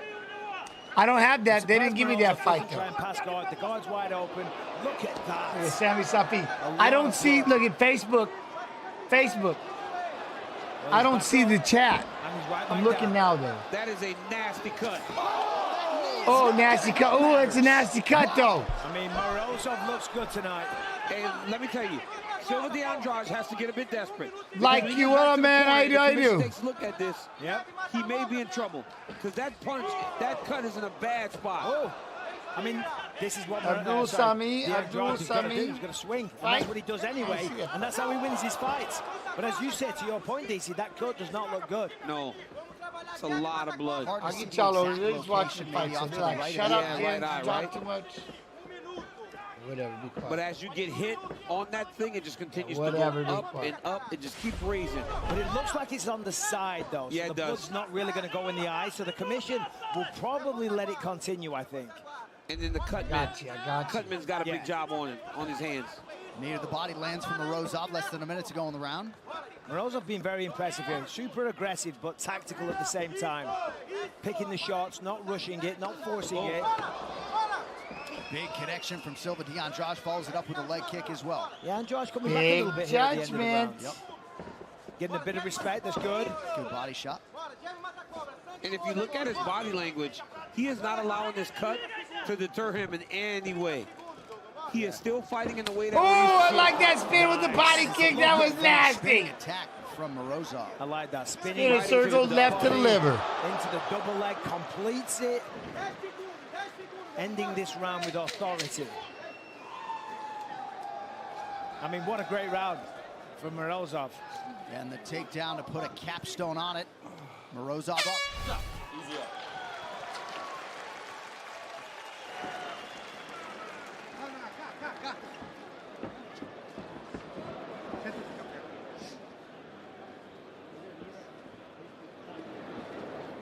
Got some work to do. My man Teddy in the Clean corner. me off. Big cut. Oh, Yeah, this is probably the best spot for a cut see like when this. the heart is just on beating. the side of the eye. So even as it drops, even as the blood comes down, Yeah. it goes down the side of the face. not into the eye. Stop moving. It's not going to bother him at all. It's going to get worse and worse, though. Morozov keeps chipping away at that. But let's take a look at what started here. I mean, there was a beautiful right hand. Nice 1-2. Slick uppercut there with the rear hand. That puts him down. And then here's this big knee as Andrade was getting back to his feet. In fact, there's the elbow that opened him up, right on the side of the face. And then here's the knee. Wait for it. I mean, this was a big one. Andrade did well to continue fighting after eating that. Oh, you just had to top. Damn it, Jason. NFTs, marketplace. You said wrestling camp. Oh, man. I got to send my son off on Sunday to wrestling camp. More packs dropping February 15th. What? Did they hurt it time? No, you don't feel anything. With the eye? Nah. In fact, you're probably trying to get a drink of water and mess around and like stop pulling on my eye like you're trying to focus on other things. You don't even realize what's happening. Man, round two, ready? Let's go to work. Good job. All right, here we go, round two. It does not appear as though they were able to stop the blood there after round one. Yeah, I didn't see too much Vaseline in there. No, At the end of the round, it was still trickling down the side of his face. He couldn't get it done. Deep cut. You know. It's a big And cut. honestly, I haven't seen in The heart fighting is as pumping. much as I do in boxing them cake that Vaseline Pumping. in to try to stop the bleeding. I am curious though why they didn't do that, DC. In boxing, I see it all the time, but I don't know. I don't know if you can even do that because of all the grappling and everything. It would make your guy kind of slippery. Are there wrestling camps for adults? I don't know. Do adults wrestle? Oh, he's hurt. Oh, he's hurt. Chase him. Oh, he hits him again. Don't you dare let him take you down. You better stop him. A lot of success there, but he got a little carried away. Now Morozov desperately trying to wrestle. Well, he's got Morozov desperate now. Oh, you try to load up that lead hook. Oh, don't you spin. Thought about a spin there. Oh, big right leg. There he goes. He's running that direction. You're going to have to kick that way. Oh, he tried to lead that lead hook. Man, throw the right, then the left hook. Sees all that blood all over the octagon. Oh, Morozov with the spinning attack. I mean, it's a little risky right now. When a man's coming at you so aggressive like that, you don't want to turn and give up your back. Abner Tercios, are you playing with me? You remember Corey Hill from Tough? We were just talking about Corey. I just told the story about Corey. I love Corey Hill. May he rest in peace. I just told the story about Corey Hill. But he knows that Silva de Andrade is not taking him down. On this stream, we just told the story about Corey Hill. Again, body attack is true for Silva de Andrade. Now an inside leg kick from Oi! Yeah, he's using that to set up the right hand really nice. Lead left hook to the body, over the top, the overhand right. Damn, you cut his eye, then you poke him in the eye. Kerry Hatley's side, but he takes Silva de Andrade's word for it. We'll try to get you a replay. Let me see. Yes. Did you ever have, yes. Like, but we did it, I did it, yeah. Blow your nose. Yeah, I've seen it happen a couple times. I did it in practice. I had it happen in practice. And Pat goes, blow your nose. Poof, poof. All right, it's broken. Yo, don't do it again. Oh, I got him with the thumb. Chess Pulver had a huge effect on Pennsylvania high school wrestling 20 years ago. They looked up to UFC champions. UFC was huge 20 years ago in Pennsylvania. Yeah! That's what I'm saying. I love Penn. Penn! It's up to you. You good? All right, here we go. Keep the hands. They use the plum now. They go with the high. They go head on the cow lick. They got that clinch with the cow lick. That was actually good for Morozov because it slowed down. Oh! Damn, they run right at him again. That was terrible. Exact same combination. If he, and again. Oh, big toss. Boy, the tide has turned in a matter of seconds, hasn't it? This kid is holding on for life. And I'm not sure Morozov knows he's in Houston right now. Yeah, my ears blew up. After taking that second right hand, they blew up. I would not doubt it. It hurt bad, too. And every time Morozov takes these bad shots, he gets more and more tired. Yep. He's starting to fatigue. Spinning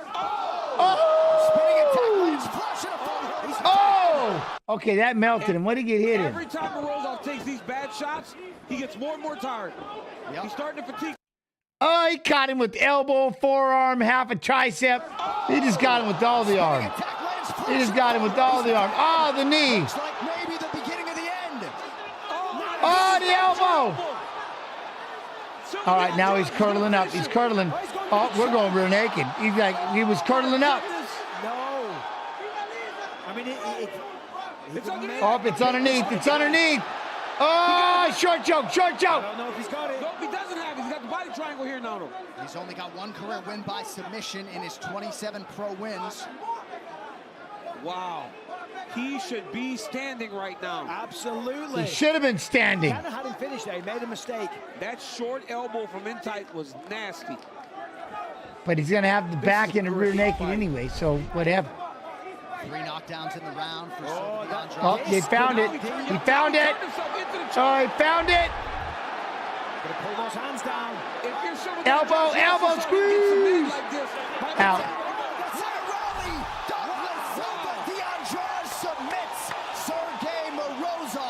That is crazy. Unconscious with the eyes open. That is crazy. What a fight. And even for us, when that happens and the eyes are open, it's a little creepy. Yeah, it's creepy. But Daniel, you made a point early on that Douglas Silva de Andrade nice fight. Mentally nice fight. Stayed composed despite the adversity with the cut. Tremendous win in a career full of them for Douglas Silva de Andrade. That was absolutely sensational. To lose the first round and have huge success with it. There's another one. Yeah, over same the top, combo. Puts him down. Spinning. Oh, see, just hit him with a little bit of an elbow, forearm. Got him a little bit of everything. He had him in all kind of trouble here. Tricep. Man. The short elbow here comes here in a second. That drops that was nice. That was nice. Posted. What's that? No, you got to just drain it. And then the other thing I did is I would wrap it with the ace bandage. And you try to keep pressure on it for, you know what I mean? Yeah, and just constantly keep pressure on it. Just to hurry up and get that damn thing to settle. Drain it out, pressure that damn thing down. And the power that it has. I mean, you see from the physique, you can only imagine how tight that was. And of course, as we know, put his man to sleep. Well, D. Silva said he wanted to when was this fight? With UFC 271. Check that box his last time out. Yo, Rashawn, much love, man. I appreciate you. Thank you. For his 6th of round number 2, declaring the winner by submission due to a rear naked choke, Douglas De Silva de Andrade. Ah, look at him, smiley face. But Unified MMA 57 is going on right now. And then we'll have Cage Fury FC 132, 9 p.m. Eastern. And then Unified MMA 58 is going to be on at 10:30. Polaris tomorrow and Fury FC 92 on Sunday, 5:30 p.m. Eastern, UFC Fight Pass. Just under $10 a month. Must have, must have, must have. All right. Now, his opponent. Hope everybody's doing all right. If you're in that UFC Fight Pass YouTube, UFC Fight Pass YouTube, smash the like button. Facebook, I don't see the chat, but how you doing? Fight Pass Facebook, hope all is well. You can always come over to YouTube, Fight Pass YouTube, jump into chat, call me names, whatever works. You know what I mean? Do you? Do you? Yo, Googie, man, how you do? I do. Sumo coming to the Mohegan Sun in Connecticut in July. You should take a trip and come see it live. Yeah, it depends what sumo. If it's this version of sumo, I've got no desire whatsoever. If it's the traditional sumo that you see over in Japan, in a heartbeat. But if you think I'm going to watch these people, yeah, it's a night and day difference. A night and day difference. I'm good. Copy. Paste.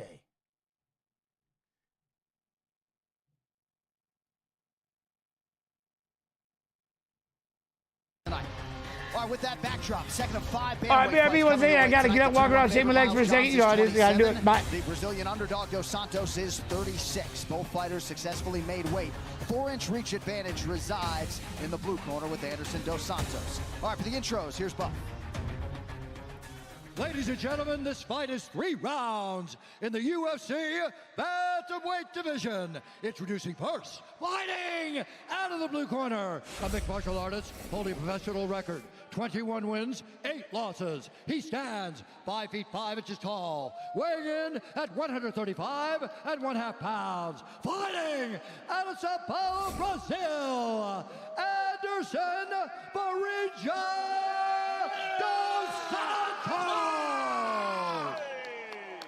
And now introducing his opponent, fighting out of the red corner, a mixed martial artist holding professional record, 11 wins, 1 loss. He stands 5 feet 7 inches tall, weighing in at 136 pounds. Fighting out of Dallas, Texas, Mayus Johns.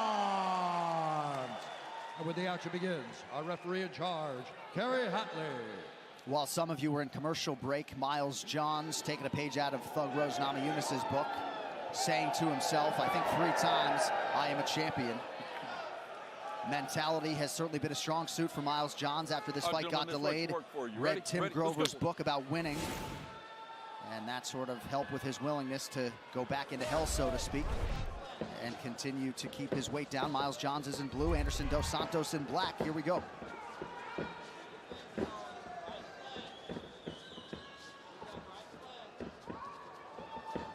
Miles Johns' younger brother Elijah, 25 years old, also a promising MMA fighter. And when you watch Dos Santos, especially the last fight, he was very forward, fighting with a lot of pressure until he found his opportunity to get the fight to the ground. Now, I understand Johns is a good wrestler, but if Dos Santos can find his way on top, he gives himself a real chance to try to chase something to finish it.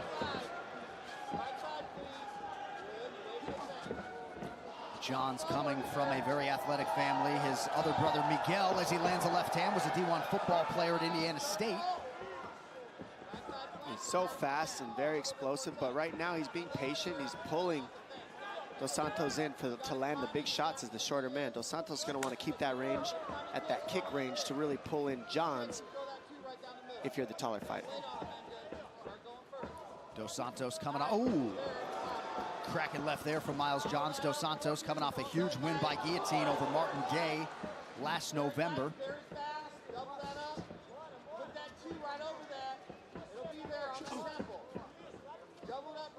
Front kick awfully close to landing there. About 90 seconds gone by round 1. Johns did a real good job of closing the distance there. But opposed to looping that over the top, if he threw that straight, he would have got right to the target.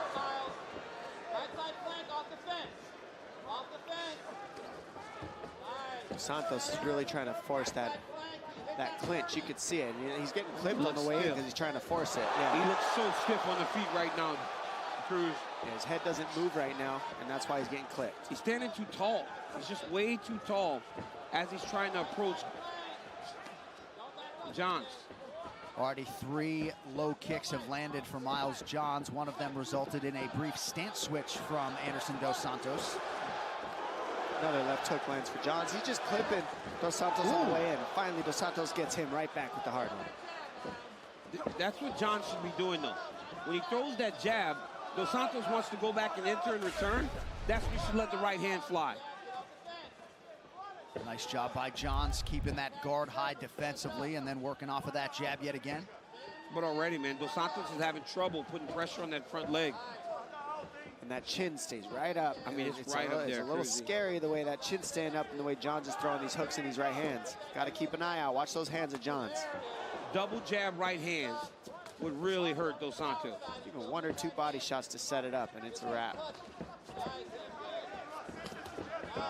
Another. Oh, he's hurt bad. Look at his leg. Yeah, his leg is hurt bad. Looks like maybe the nerve got touched there, trying to. There's the stance switch. But now that opens the window, John. Yeah. If I'm Johns, I'm just blasting body kicks now. Been 3 minutes and you're down a limb. That's rough in the first round. And you can see sort of some welting on that now rear leg of Dos Santos. Johns biding his time a little bit here. His coaches John's coaches are asking for a double right hand. They want him to slide left, which is to the weak side of Dos Santos, and fire 2 right hands as he's doing right there. That's 3 right hands in a row. Yep. And if Dos Santos was limited with his head movement before, look at him now when he's fighting on one leg, essentially. But one thing about Dos Santos is he went 3 rounds with his last opponent, and he took huge shots. I mean, this guy is extremely tough. It is very hard to get him out of there. But it's so hard to fight under these circumstances, Cruising. This dude can barely stand on his foot. He's limping towards him. Preach to the choir. It looks tough. Yeah, he is limping towards Johns right now. But now this is on Miles Johns, right? It's on Miles Johns to really get after him, right? Because phase 1 worked, right? Limit him, beat up the legs, get him stationary. That's worked. Now it's time for him to go and build on that. What was the next level that they wanted to work on? Well, this is it right here. Now he's got to face the southpaw. Let's see if he's got some combinations for that. What are the answers? Take out the other leg. That's an answer. Yeah, well, I mean, here's the problem, right? It's so scary to kick inside, though. One check like that will really tear you up, especially after all we've seen lately. All the leg breaks. I mean, he can go to the body kicks, though, right? You can go to the body kicks. That window's open now to jam those kicks up there.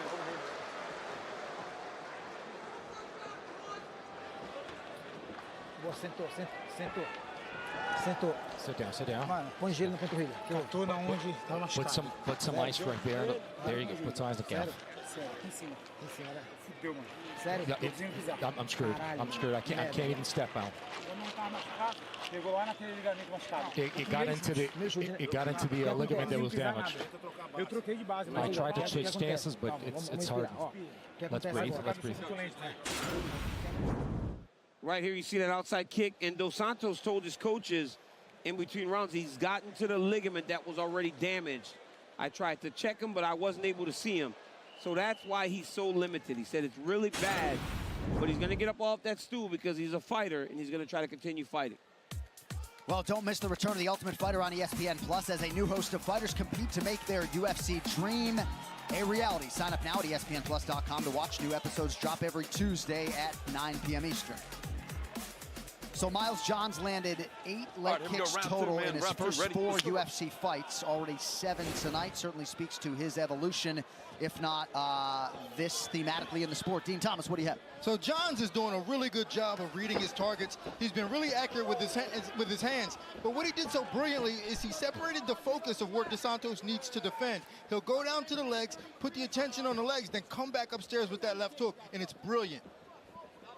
As was that analysis. Thank you, Dean. With us all night here for UFC 265. Dos Santos still employing that southpaw stance out of necessity. Yeah, they always say in boxing, go to the body and you'll set up the head. You know, in kickboxing, you go to the legs, it sets up the head and it sets up the body. So with 8 limbs at your... What? Where are you at, Jen? You scared? Why would I be scared of anybody in here? Very well. I just started fire real quick. Johns is so much faster. Oh, nasty left hook keeps landing. Big right hand. Now he's fresh, too, in this second round. Now he can land power all over again. Oh, nice knee there by Dos Santos. That appeared to get Johns' attention. He counters back with a right. No, I know. He's just going forward now, trying to get after No, I had to start a fire real quick. He's used to this style fight, DC. This is what Dos Santos wants. He wants to take you into the dark, trying to finish him, and he still thinks he's got a chance in this. I guarantee you. He's here to win, Dos Santos. He's not out of this. Oh. I don't understand why Johns isn't throwing any body kicks. When you're switching your stance and you're not in your best stance, you aren't. Oh, nice body shot there. It says the sumo is the world championship. Yeah, that's the American sumo championship, probably, right? This is a southpaw. It's not the, it's not the, so he probably doesn't have a lot of reps. But you have to look it up. Keep landing on a southpaw all night, and that's been working for him. Yeah, you have to check it out. It could be good. I don't know. I have to see it. It's not the traditional, the Japanese, the traditional one, but it's got its own version for sure. Oh! Right from Johns. He just eats it and moves forward. Look at Dos Santos. He's like, let's go. Oh, big kick. When the ligament's already thrashed and then you just keep getting blasted, you see the toughness. Tokyo Jimmy! It's a 7/14. Should be in July, right? Yeah, July. There's nothing like that, right? It's so discouraging. You're beating this guy up like that, and he's just right in your face. Taira no Fugitt. A lot of admiration, though, for what Dos Santos is doing and dealing with. He knows he's got to move forward, try to close the distance under 2.5 minutes. I'll show you Taira no Fugitt. Johns, right? Johns is fighting a beautiful fight. Good left, swinging that left for the liver. Everything that Dos Santos is dealing with is because of punishment doled out by Miles Johns. He said he would be better, and tonight he's been better. Nice distribution of strikes for Miles Johns through the first 8 minutes.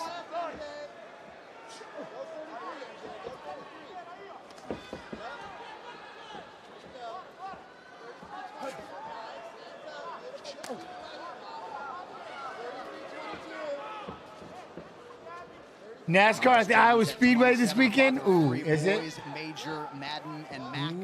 Ooh. Yeah, I'll be here watching fights, though.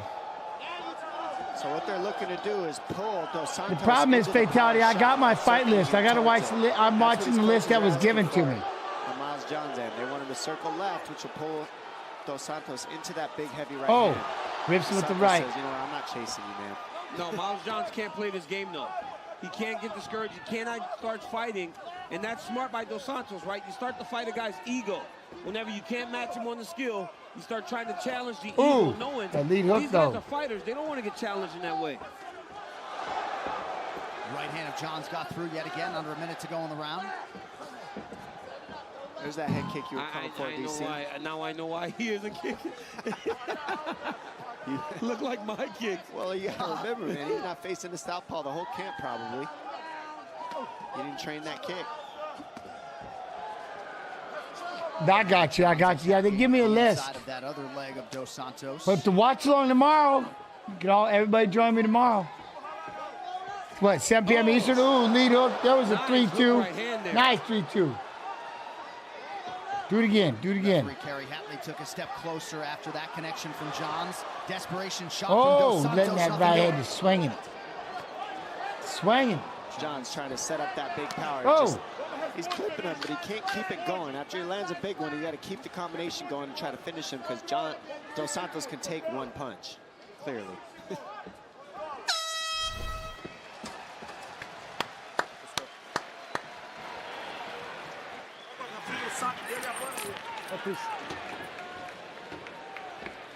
Sentou. Sit down. Sentou. Põe gelo na perna dele. Okay. Ice the kneecaps. Deixa eu falar. Okay, let me tell you. Perdemos o Yo, audio, how you doing? I'm on the radio. Ok. Tá conseguindo mexer a perna. Não dá pra entrar. Look at the right hand landing here by John. I mean, heavy right hand on a southpaw, Dos Santos. Whoa! Who switched stance because his leg is completely compromised. Oh, two His right coaches are hands. asking for double right hands. And here's a leg kick that drops him again. And it's just shattering that left knee. Well, August is packed with live events on UFC Fight Pass. Catch the best in global combat sports with Submission Underground, Cage Fury, Unified MMA, Ultimate Warrior Championship, Fury FC. We got that Astros jersey, Every though. week is Fight Week with UFC Fight Pass. All right, great job, man. Round three. Let's go to work. Miles Johns trying to get the crowd going a little bit. His leg is messed up. What? Connor to pull out. Jamal with the pull. Yeah, the leg though, but we get Pereira and Yuri. We get Diego and Ortega. Yeah, Lopez and Ortega. I'm not complaining. It's a little much for me, Andy. I mean, Not complaining. The fight, you know, then you guys can hug all you want. We're here to watch a fist fight. Yeah. Well, and Dos Santos needs every second, right? Yeah, dude, don't waste time hugging this dude. Go punch him in the face. Tell him, DC.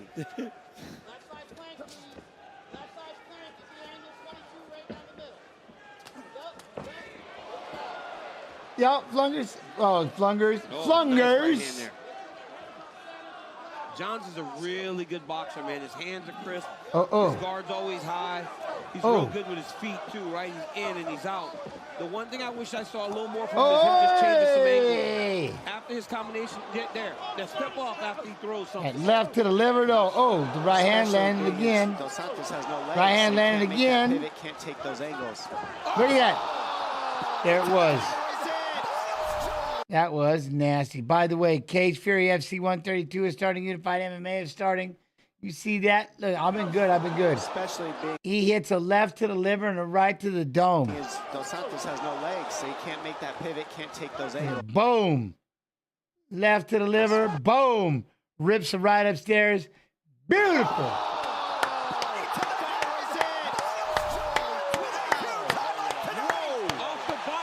To the body, right to the head. Body right over the top. Boxing 101. Hit the body and the chin opens up. Miles Chapo Johns was not sitting on the lead. He went for it and he starches Anderson Dos Santos. Wow.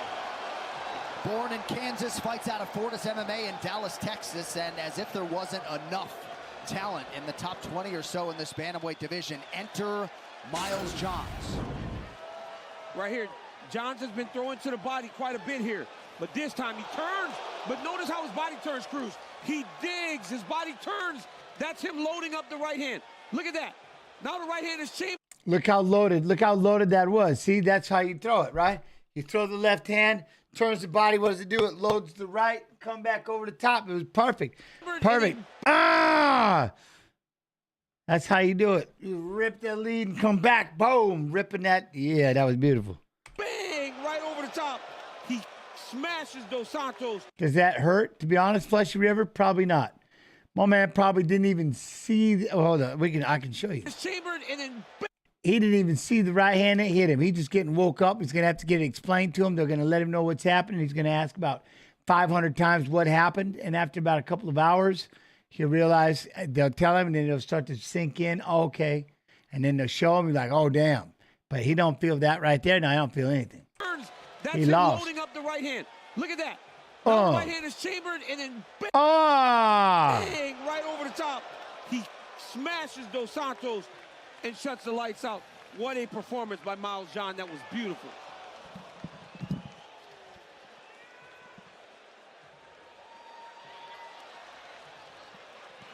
And there's the reaction from the broadcast booth. And how about the general, Saif Saud? Not long on emotion, but he's got another borderline contender. Miles Johns, 12-1 after his third UFC triumph tonight. Has an outstanding wrestling game as well. Did not need to lean on that tonight. It was the fast hands and the kicks of Miles Johns to make it official. Here's Bruce. Ladies and gentlemen. And the worst part is his legs all compromised. Referee Kerry Hatley has called a stop to this contest at 1 minute. All right, Rice, be real, be good, be real good, my friend. By knockout, Miles Johns. What? You wish you could nap at work? Well, man, just take an extra long doo-doo. 15 minutes down, was that it? You know, just go boo-boo for half an hour. I don't know, they come running, make sure something broke. All right, so that's Douglas Silva de Andrade and Miles John. Next up, look at that, Unified MMA 57 started. Cage Fury FC 132.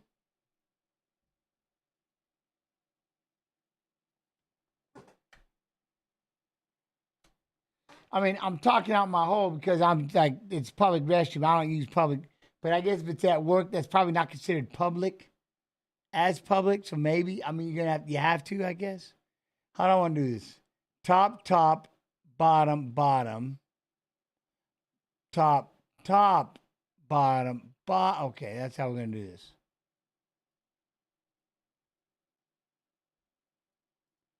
We're going to copy.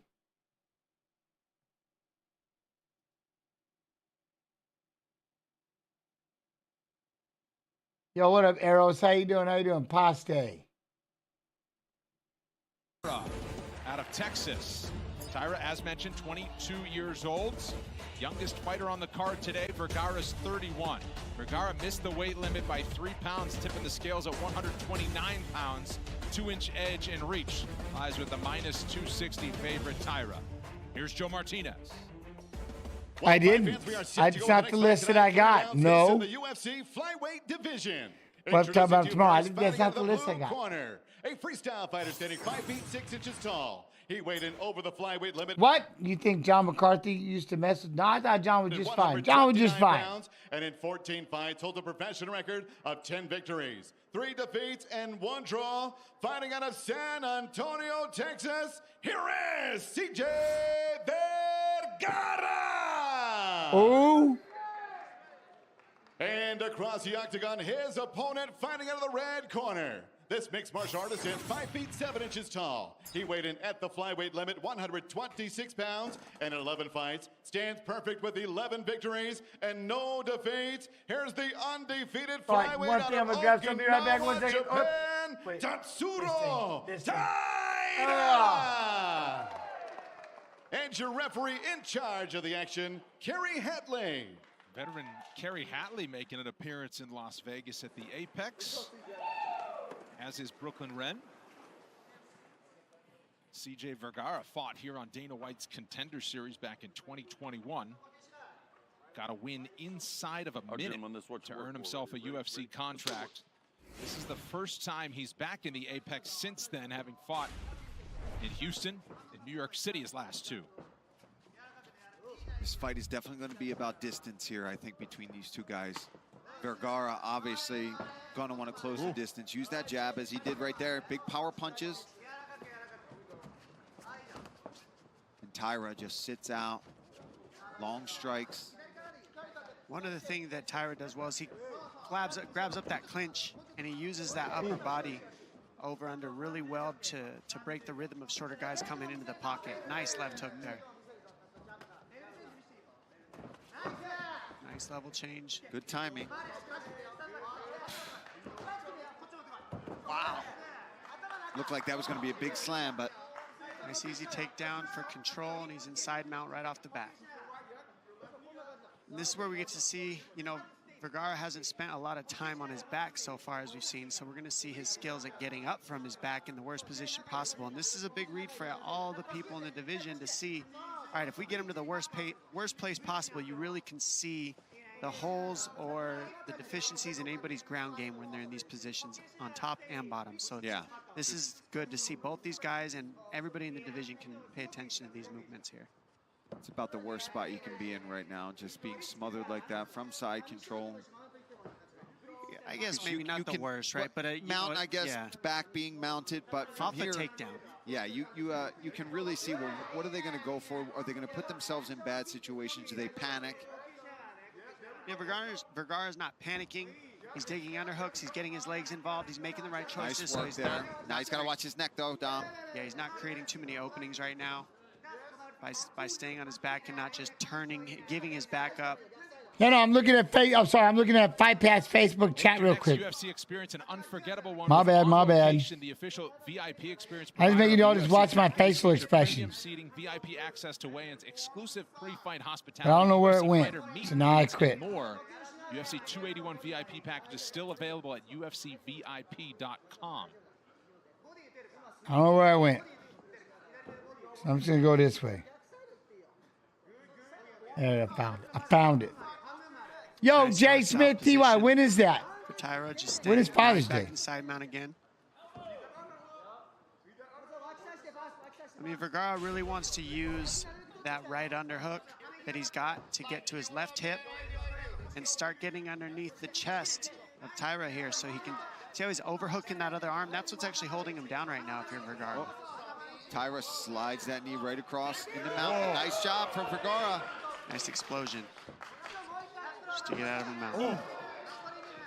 They trade kicks, and Taira was the one that connected before he goes right back for another takedown attempt. That's a good job there from Vergara, because Taira was under the butt there. Normally when we get to that position, you get that double leg locked underneath the butt. Good. Normally All you right. get taken down, but he did a good job of pulling those Like hands and up. smash. Still, Taira is relentless with that takedown right in the What? mount. Pooled? Hell no. And this is just exhausting, guys, right? You get taken down again, and not only What's that, Taira's Jay? I'm on advancing UFC right to your Classics side on control YouTube watching or Randy straight in Couture the beat mount. up Now, Tim Vergara Sylvia. already doing a good job of getting, like you talked about, Dom, getting his legs and playing. Gets back to a half guard position. Much better here for him to work. How many rounds did it go? The veteran coach Dean Thomas is with us here at the Veteran Apex all coach. evening long. Dean, what do you see? You know something, fellas? I thought it was a great read from Taira to shoot that takedown, and twice. Because now Vergara is going to think twice about the pressure that he's going to It went all five? when they go on the feet. So Randy and Tim went all five? also going to help him keep the distance that he wants.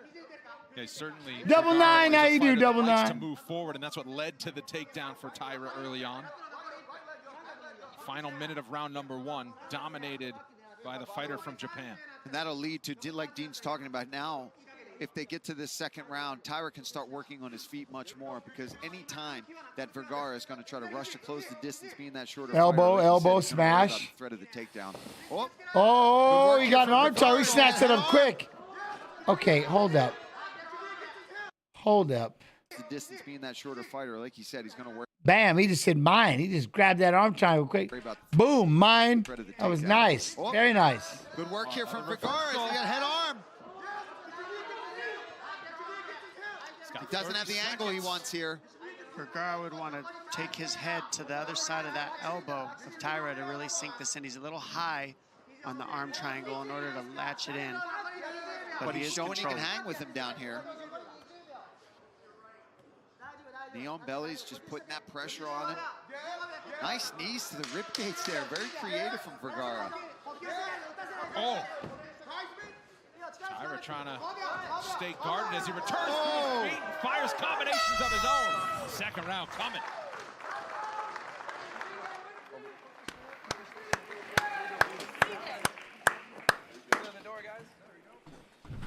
I like it. I like it. Water.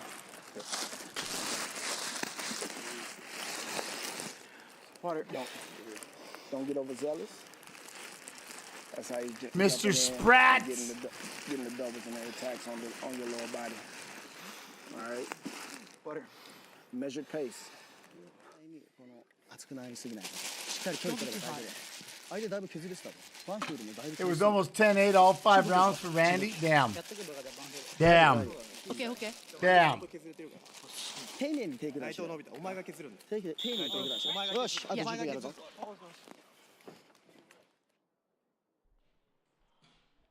He was what was Randy? A solid 220? A solid 220?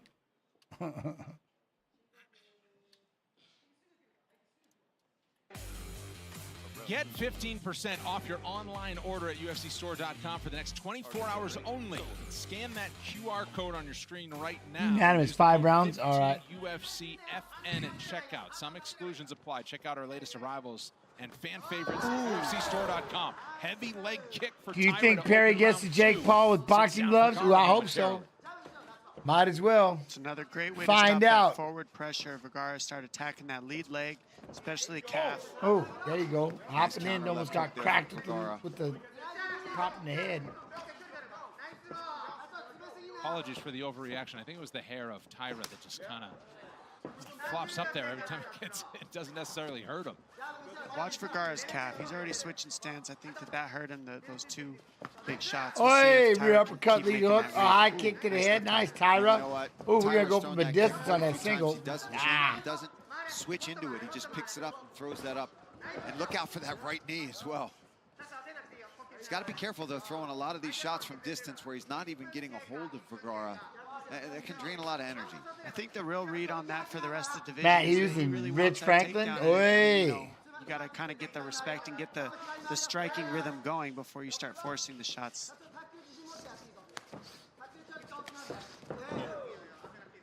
Clinch in the center of the octagon momentarily. Oh, nice time on a shot. The ground game.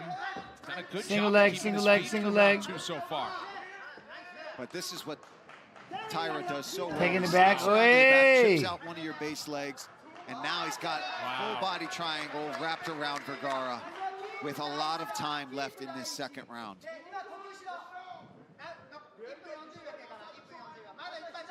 How many what? Now, Vergara's doing the right thing. You see how he's got that figure How four many on what? the mat. That's where you want that. You talking about that fighting zip tie in your Tatsuro belly. Taira? Oh, I couldn't fight 2 of body them. That's too triangle. much You wanna have movement. the lock I on couldn't the even floor. take on 2 That of way You them. can put pressure on the ankle of the opponent who's got the back.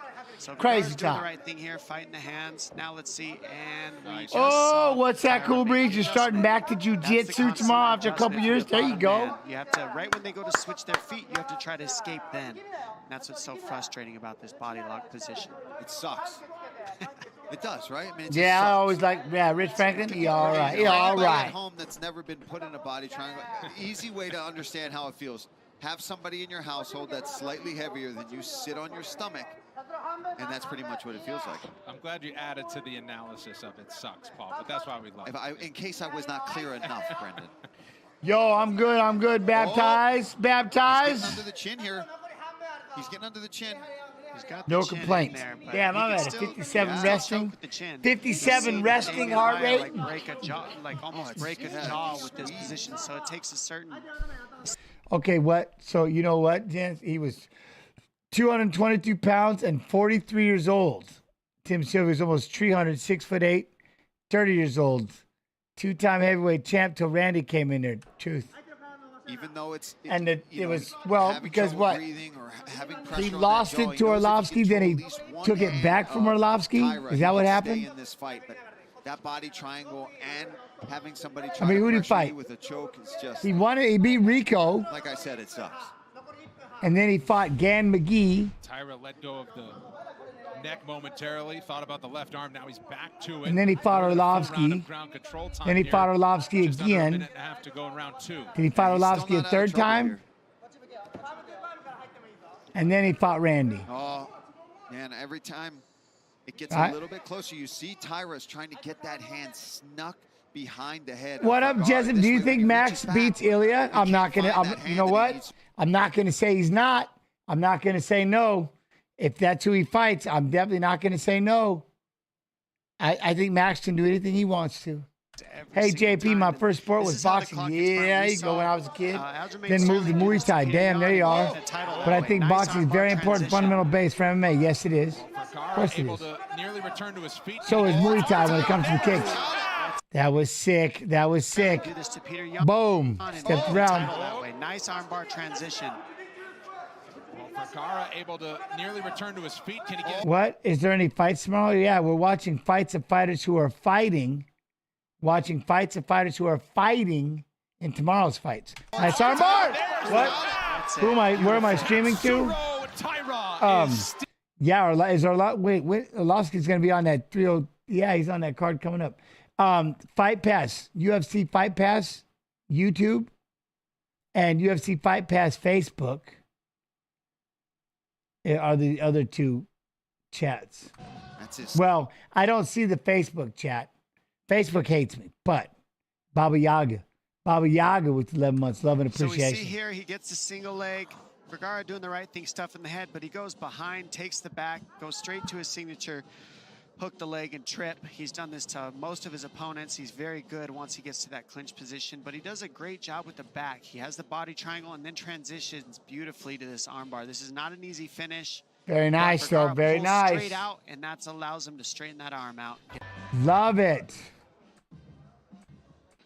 Disputed lightweight 280 comes. Our submission comes officially 4 minutes 19 seconds, round number 2 for your winner and still undefeated Tatsuro Taira. All right, Tatsuro. Remember, we still got Cage Fury FC 132 live.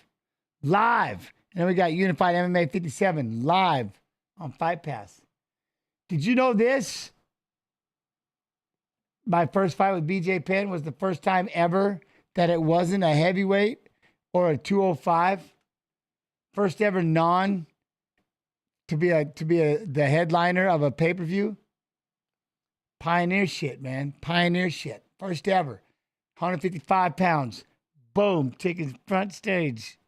Every other time it was either heavyweight or 205, I believe. That was it. But we were the first time. Yep.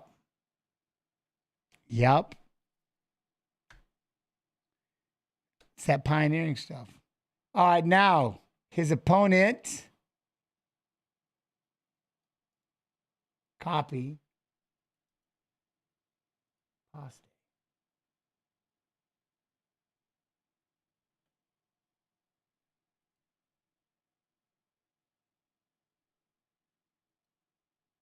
Couple of 26-year-olds here. Jose Torres celebrating his birthday on Thursday of fight week. Alex Perez, the taller man by 2 inches. He will have the slightest of reach advantages. All right, now for the introductions. Back inside to Bruce Buffer. Ladies and gentlemen, this fight is 3 rounds in the UFC flyweight division. Introducing first, fighting out of the blue corner, a mixed martial artist holding an undefeated professional record. 8 wins, no losses. He stands 5 feet 4 inches tall, weighing in at 125 pounds. Fighting out of Chicago, Illinois, Jose Shorty Torres. Oh, wait. And now introducing. Hold up. Is somebody fighting with me? What, in chat? Fighting out of the red corner, a mixed martial artist holding professional record. Nobody. Who's fighting with me? He stands 5 feet 6 inches tall, weighing in at 126 pounds. Fighting out of Lamar, California, Alex Perez. I don't see anybody. And when the action begins, our referee in charge, Frank Trigg. Frank Trigg, busy man early here tonight. The lovely Chrissy Blair getting us started for round 1. This is a very anticipated fight in this UFC flyweight division. 2 guys who could be major factors moving forward. What up? Infinite, what? Are you just showing main card pre-fight fighters or everyone fighting? No, they gave me a list. So UFC gives me a list of the fights they want me to show. So I'm watching fights of fighters who are fighting tomorrow. You know what I'm saying? Fights who are fighting tomorrow. But I'm sure there's a big list, but we'd be here. Yeah, I lost to Dean Thomas. Yeah. I didn't know what a heel hook was. He showed me. And then I went back into the UFC and fought again. He's not wasting any time. Torres said that he's a slow starter, admitted to being a slow Dean was my first ever loss. said that he gets better as the fight goes on. If you're a slow starter and you're getting teed off on like that, you better get going. What, Jens? Facebook does not deserve you? Yeah, Facebook. Actually, Facebook just wants to be left alone. When he was watching, so and they just don't want me to pause. You know what I mean? Different idea. Your opponent when the fight's about to go. Perez is outstanding in the early moments of this first Guy round. Metzger, I knew of. I didn't hang out much, no, but I knew I've met him, yes. I've been around him, talked to him. the book on Jose Torres, as DC mentioned, has been as a slow starter. When he said that to you, DC, you said you got to break that habit. Yeah, it doesn't get you far. I mean, you don't get, this is not a You know place what? where you build into something. Fight goes. What do you think is the root of that? You know what I read about today? Vitor Belfort's son is like a badass quarterback and a fighter. Well, the fact that you only have 2 rounds, you got to win them both. Wow. Man, Alex Perez. He just landed a good right hand himself. Ooh. But Alex Perez is on What? Gents, who you got? Elon Musk and Mark Zuckerberg face off. Oh, I got Elon. I got Elon all day. Torres' face is all cut up already. Yeah, I believe it's from some of those elbows that Alex Perez landed early in the round. I mean, even in the last fight against Jared Brooks, Torres lost the first round and then ended up winning off of that slam in round 2. So he's kind of used to falling behind early and then picking it up as the fight goes. He said that even in wrestling, he knew that. Am I doubting the skill of the Zuck? No. I just am not going for the youngster. I'm going with old school. I have to. I have to go with the older one. I got to go with age. I got to go with age. And particularly on Can't do it. Much higher volume of strikes landed by Alex Perez. I don't care. I have to go with age. Was the conditioning king as a collegiate wrestler, and feels like he more often than not ends these fights as the stronger party, but he has absorbed a lot of significant damage here in round 1. Yeah, he's busted up real What? How do you know he'd win easy? You don't know. You always one punch away. You're just one punch away from winning. Torres is actually finding more You don't know. now as the fight going on. And if he's a cardio machine like he says, Perez has put out a lot of activity early. So that may show itself as we get into round 2 and 3. Ooh, oi! Look at him. Ah, swinging. Perez biding his time, lands another right now and left. Torres in a world of trouble. He's taking it too clean. Perez to the body, mixing it up. Torres able to High school 3-time team captain. Told you he's the business. He's a quarterback. He's something. 90 seconds to go in the round. He's just taking too many in a row. One shot. BJ beat Jensen's ass. Well, he caught me in the same damn. He caught me in the. He out wrestled me and got me in that damn rear naked the second time. I know he got me. He got it. He couldn't get it the first time.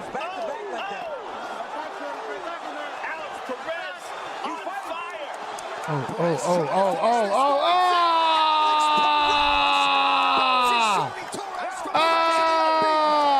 fire. No worries, Mash. No worries.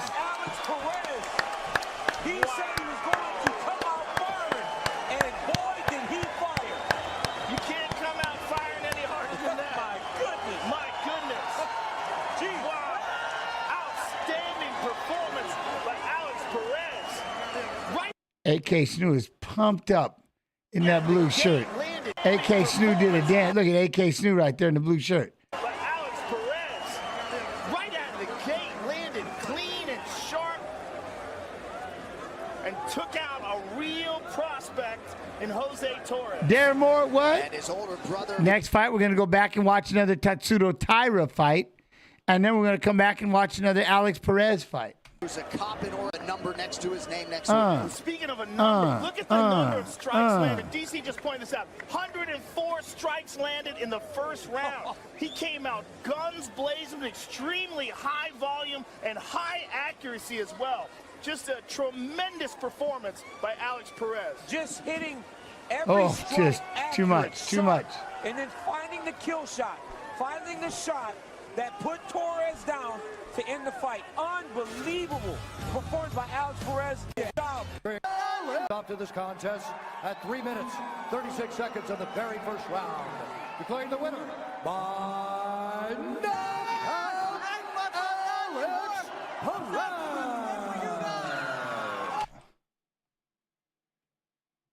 Now, back to his opponent.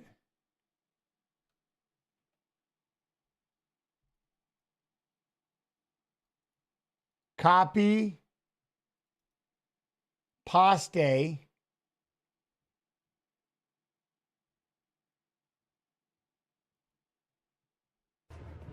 Okay, let's put these two young men side by side. I'll show it to you. 23, Japan's Taira is the youngest male athlete fighting tonight. Hernandez is an inch taller. The Jens Pulver, John Lewis. I'll show it to you. 3-inch reach advantage. With the official introductions, here's Joe.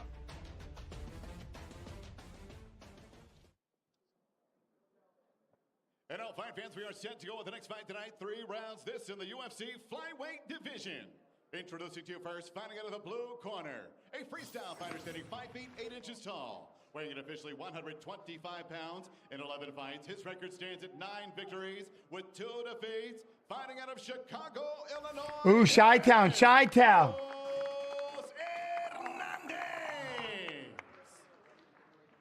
And across the octagon, his opponent fighting out of the red corner. This mixed martial artist stands 5 feet 7 inches tall. What?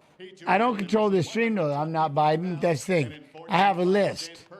I have a list. I have things I can and can't say. Don't pay attention to this. Ignore this. Don't talk about this. You can talk about this and show these. And your referee in charge is You can pause as much as you want and talk to chat as much as you need to. Amen.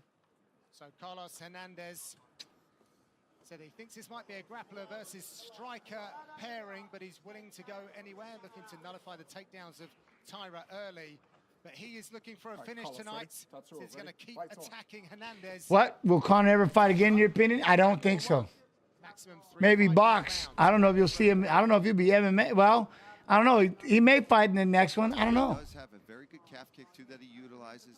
And I think that's going to be his game, right? Stay on the outside. Damn, you remember that fight? Good Lord. I don't even know where you can watch that one. This way, it works twofold for him. He gets him to force him in close, and it can also work for I forgot about that guy. Both these guys so fast. Oh, yeah, both of them are incredibly fast. And Taira very long for this division. You think I crumpled that partner. Crumpled him. That's when I first moved to Iowa. That's the first fight they gave me. Tremendous at the wrestling. I mean, not probably the takedown he was planning for, but look at that. Very Look at that transition. That was a great deep half sweep there from Taira. Yeah. And he is so world-class. My gosh. Great scramble from both guys, but Hernandez up on his feet. Yeah, I was going to say that was impressive by Carlos Hernandez because Tatsuro Taira almost had the back there momentarily, and he was so wise to it, spun right back in. Hernandez working with Mike Valley, Valley Flow, Bahamundez, Yair Rodriguez. He's up, though. Bilal Muhammad, great guys in the room over there. Yeah, those guys can strike. But They're working on trying to get that plumb. Keep that elbow in there. Push him off, push him off. Especially with Bilal, kind of their leader over there. He's a guy that has shown he can fight, he can wrestle, he can keep it on the outside, he can fight with his boxing. Taira, oh, sorry. No, go ahead. I was going to say, Taira looking at Jack. So did I. Because we had high school. He's the reason why I live in Iowa and didn't train with Matt Hume. Why I didn't train in Seattle where I was from. Oh, don't try to throw him. Big mistake there for Hernandez. Yep. I fought Den just once. And then I went back and because I got to fight. They allowed me to fight out of the UFC in between fights because there was so few. And then I came back to fight John Lewis, but I was hurting so bad because of that. I got hit in that heel hook by Dean. You want to show that you've got the skills to take him down, dominate him on the ground as well. But where am I? What? Where the heck am I in Iowa? Where the Militich camp was? About 5 miles away from the Mississippi River. Yeah, it looked like he was going for a big throw, and sometimes it's smarter to do the smaller, more efficient takedown. It's long guys, right? They're always so tricky to get down like that. Yep, especially off the I had so much beef against Hallman because we were like high schools and stuff. And he just talked so much shit. Yo, Tug Dumper with the 5 months. Love and appreciation. All subs. All subs. Go support Jens Pulver and the stream. Huh? Did I ever take a paddleboat down the river? I've been on the Mississippi River once in 23 years. Once. Once. And I fell into it on accident once. That's it. A step ahead on the ground. Looks like he's possibly setting up a head and arm triangle here, thinking about it anyway. So many options, though. You see Hernandez at least aware of that, but in protecting himself from that arm. But he ain't evil. You just laughed. Oh, my man. What up, Mash? Very cool. Very cool.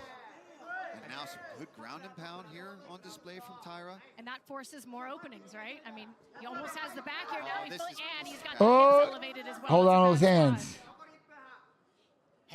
What is Bobby Green versus Patty this month? I don't know. Is it? You know they're saving that for. They're saving that for some. Oh, this kid is, man. Look how good he is. Rotates with him. Now he's gonna give me the neck. Like, man, now it's fight, man. I'm just in trouble. Can't go one or the other. Can't go one or the other. The angle's a little bit off, so I mean, Taira hip to that is already looking to transition to something else here. Problem with fighting Taira. Yeah, like he's the reason why, huh? And not only eats up the clock, John, but just wears on you, right? This is exhausting for anybody at home that doesn't have any grappling experience. Trying to buck out of these positions and fight somebody that's so dominant. When did I retire? Oh, a long time ago. 10 years. Yeah, he hasn't taken Two overrated fighters. He's like a little mini Jalton Almeida out there. It's crazy. Patient work. Look how relaxed he is. I know in Minnesota it's clear, man. That's why I can't believe how dangerous. I can't believe how nasty it got just by coming down to Iowa. Setting up damaging shots as well, Taira, because he sat on the back there. Man, people be treating our place like they be treating that river like shit. Shame on you, people. Last few seconds. Beautiful round. Back with round number 2 after these. Watch the cup, Tatsuro. Deep breath, mijo. Deep breath, deep breath, deep breath. I was commentating the fight. Yeah, Mash. I was. Yeah, that's cool. Okay. They both hit the same time, and then he popped up, so that was enough for me. That's the winner. Just not doing anything stupid there, dude. Okay. Is AMC kickboxing still? I don't know if match. I don't know how. You know what I mean? I know he's over there with ONE FC and stuff like that. I don't know how much he does with AMC.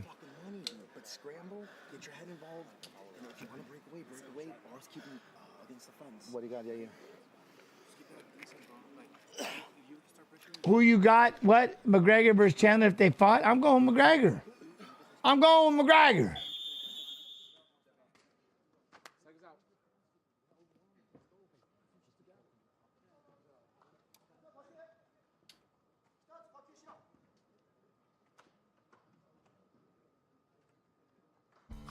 Dana White's 12 days of giveaways sweepstake is back and bigger than ever. This holiday season, you can win a VIP experience at the Indy 500, a full expenses paid trip to Mexico to visit the Jose Cuervo distillery, a fully custom-built motorcycle by Howard. Do you think? Or what do you think? I don't know.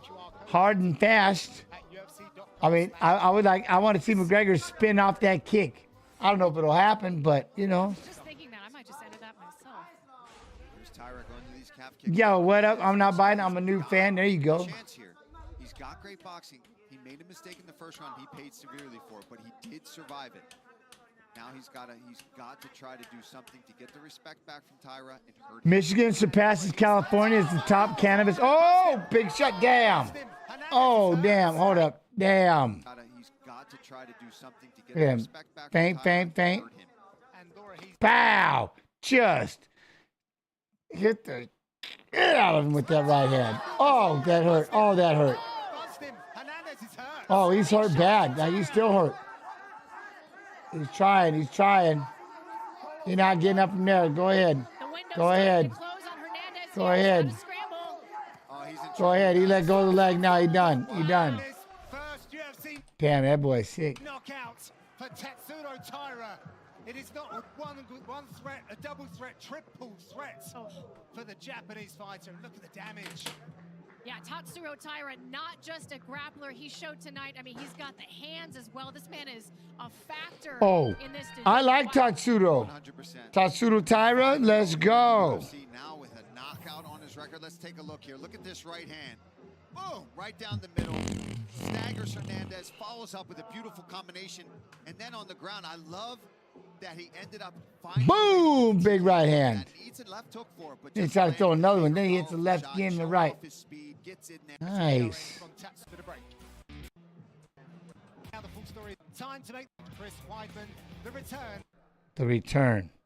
Ladies and gentlemen, the end comes officially 55 seconds. Round number 2. Referee Mark Smith puts a halt to the fight. Your winner by TKO and still undefeated, Tatsuro Taira! I don't know. I like it as Taira, but let's get back. Here's the opponent one more time. His opponent. Boom.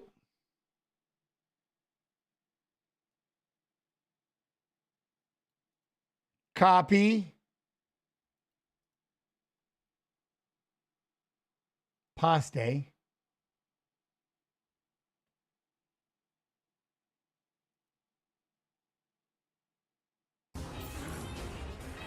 Brazilian Nicolau is the slightly younger man. Both he and Perez are 5'6". Nicolau outstretches Perez by half an inch.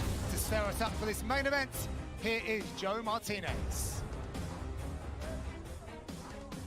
Well, ladies and gentlemen, here we go, live around the world from the UFC Apex here in Las Vegas, Nevada. This is the main event. 5 rounds scheduled this in the UFC flyweight division. Sanctioned by the Nevada State Athletic Commission, the Executive Director, Jeff Mullen, with Chairman Dallas Hahn. The 3 judges scoring at Octagon side, Mike Bell, Sal D'Amato, and Chris Lee. And inside the Octagon, your referee in charge of the action, Mark Smith. And now, ladies and gentlemen, the judges are ready, the fighters are ready. Las Vegas, make some noise if you are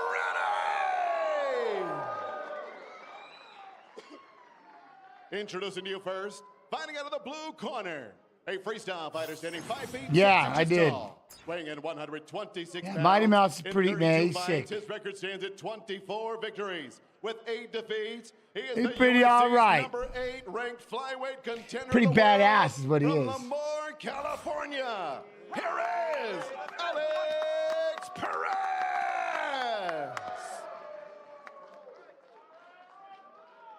And across the octagon, his opponent fighting out of the red corner.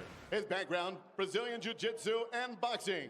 At 5 feet 6 inches tall, he too weighed in. But anyone ever throw up 126 pounds. due to taking His too record much stands water at during a 19 round break? victories, You don't give him enough water to do that here. Fighting out of Rio de Janeiro, Brazil, he is the UFC's number 5 ranked flyweight contender in the world, Matheus Nicolau.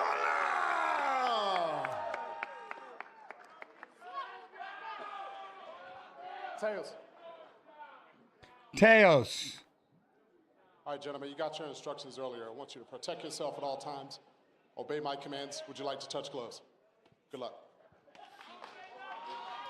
Good man, Martinez. Touch the gloves. Struggling with his throat a little bit tonight. So here we go. Fast, technical, fight-finishing flyweights. Alex Perez. Matheus Nicolau. Big one for the rankings. We got the world title next week in Brazil as well. All right, These Alex, boys ready? will be watching that for Lights sure. on. They touch him up to get going. Watch out for the patience of Nicolau early, but that is not the MO for Perez. He is number 1 in the division for the shortest average fight time. He gets going early. Nicolau has a crafty habit of pulling you. He gets you chasing him, and then he pulls you back into that right hand. And when he leads, he's good with that jab, and then he changes it to that left hook. Those are the weapons you're going to want to watch from Nicolau. And Perez, I mean, he's got to close the distance, mix in the boxing, and look for the wrestling all together. He was very poetic this week as well. He said, I have to play my music. I can't let Perez get in his groove. Then he spoke about his last fight, and he said how he got countered with using the same rhythm. So he's got to be more complicated with his movement patterns tonight.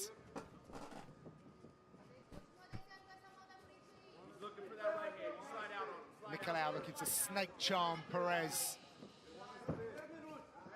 He's got, I believe he's got 6 knockdowns in the flyweight division. Nicolau gets that jab going. Things start working for him. He's going to want to get that firing, and that sets up his hook and his right hand, just like boxing 101. Perez said that he didn't pull the trigger as much as he could have done in his last fights. Very close after being out for a long time in the training room with a lot of great people in California at Team Oyama. And here in Las Vegas, Cody Garbrandt. I got you. Look at Sammy. All right, I'm gathering. Yo, Net. What up, new Twitcher? How you doing, new Twitcher? Oh, look at that, though. Saba, woo, look at that. I like it, Saba. Saba coming in the chat. How you do? Ooh, big body shots. That's a beautiful go into the well. Niazi. Hopefully I said it right. I don't want to tear it apart. Again, it hides the takedown attempt. When you throw to the body, it looks like you're going to the body and you can shoot. And it opens up the head as the fight moves on.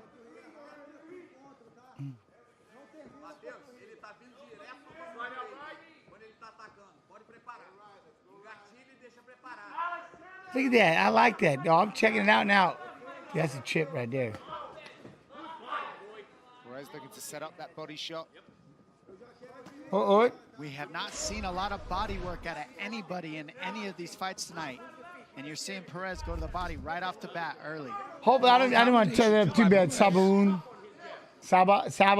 maybe. Drink some water. You know what I mean? Rahmani, how you doing? I'm going to try to say all the names at least once. I'm going to butcher them. I'm going to try. Bo Nickel Day. I love Bo Nickel. Saba. Safi. Yeah, this is the flu game, Lappy. I'm the Michael Jordan of commentary. Like it's safety. Oh, nice. That's a step there. I'll tell you how to shorten it up. I'll shorten it up a little bit. What, Ibrahimi? Ibrahimi.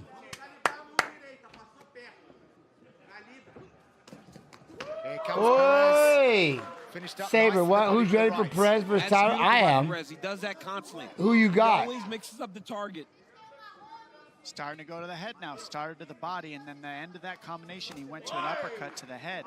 That's all. I don't know what time, Abdul, what time did the fight start tomorrow? They start at 7 p.m. Eastern. So, well, I don't know what fight they are on the card. When they get into ground fighting, because he believes that Nicolau's more of a jiu-jitsu When is Sammy Fazi? MMA grappler. When does Sammy fight? Well, we'll see if we get there. Oh, he got caught there. Good right, left there, though, Great for counter by Nicolau. He's always looking for that left hook. That's his shot. I got to look at the whole card. He mentioned is don't get caught up looking for the one big shot. Right now, he kind of is doing that. Perez is okay. It'll be tomorrow, Abdul. Nicolau's looking for that hook. You can see it, the way he landed that last one. So fast. Huh?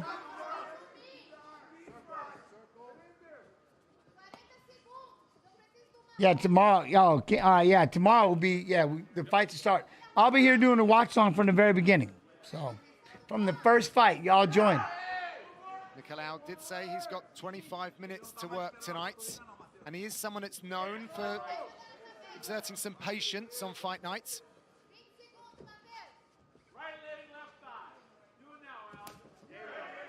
He's very hard to clip. He's the best. John Doe, what up, man? AJ, is it true Van is out tomorrow? Yes. Somebody missed weight by basically 4.5 pounds. Always on the move. All right, give me the whole damn. Let me see. Give me a second.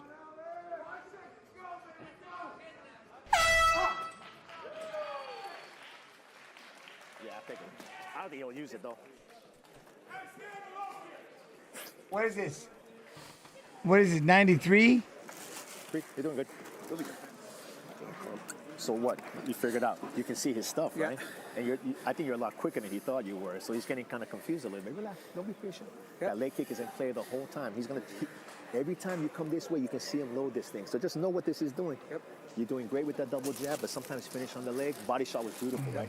But don't stop moving your feet. This guy wasn't expecting you to move your feet. He thought you were just gonna come forward. You can outmaneuver this guy, and you see everything. It's beautiful, man. Put something in front of him. Right here, you see Perez with that nice long combination to start the fight, mixing up the target, not just throwing in one area, making sure that he's mixing it up. Then Nicolau lands a beautiful check by Kuamba and Almeida. To the body. Very competitive. Brady and Armfield. Really good first round. Asu Almabayev and Johnson. Thank you, DC. Round 2. Quinlan and Fugitt, we watched. There's a number 5 ranked Nicolau. So that Ulanbekov and Joshua Van, that's the fight that's off, okay? Perez corner happy when he returns. I believe they're surprising their opponent. I don't see, I'm looking, I don't see, I see Jekka Sergey and Weston Wilson. I don't see Sammy, I see Nerdenbeek and Meltzakel Costa. Josephine Newton and Julia Pilastri. I don't see. Yeah, I don't see. I don't see. I'm gonna have to say no. Power. They felt the timing.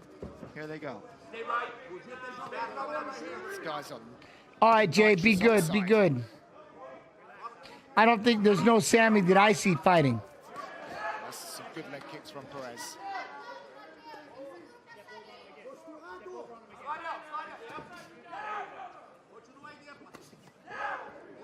Nice body shot. Now that Nicolao's going to the body, to that left hook, that's going to set up his left hook to the head. That's what he's looking for right now.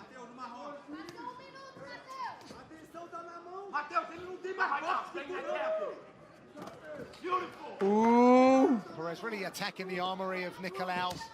Everywhere, body, head. Nicolao's so good at regaining his But it's still going to be a good card. I'm excited. Meltikel fights. Perez does a good job of starting his combinations from different ways. He's never throwing anything JX, how you do? Sometimes it's the straight right to the body. That starts the combination. The left hook up top. But even though when he puts Nicolau What? We're on a set status for a wildfire here in AZ. Ooh. Back to his base position and staying safe. Dang.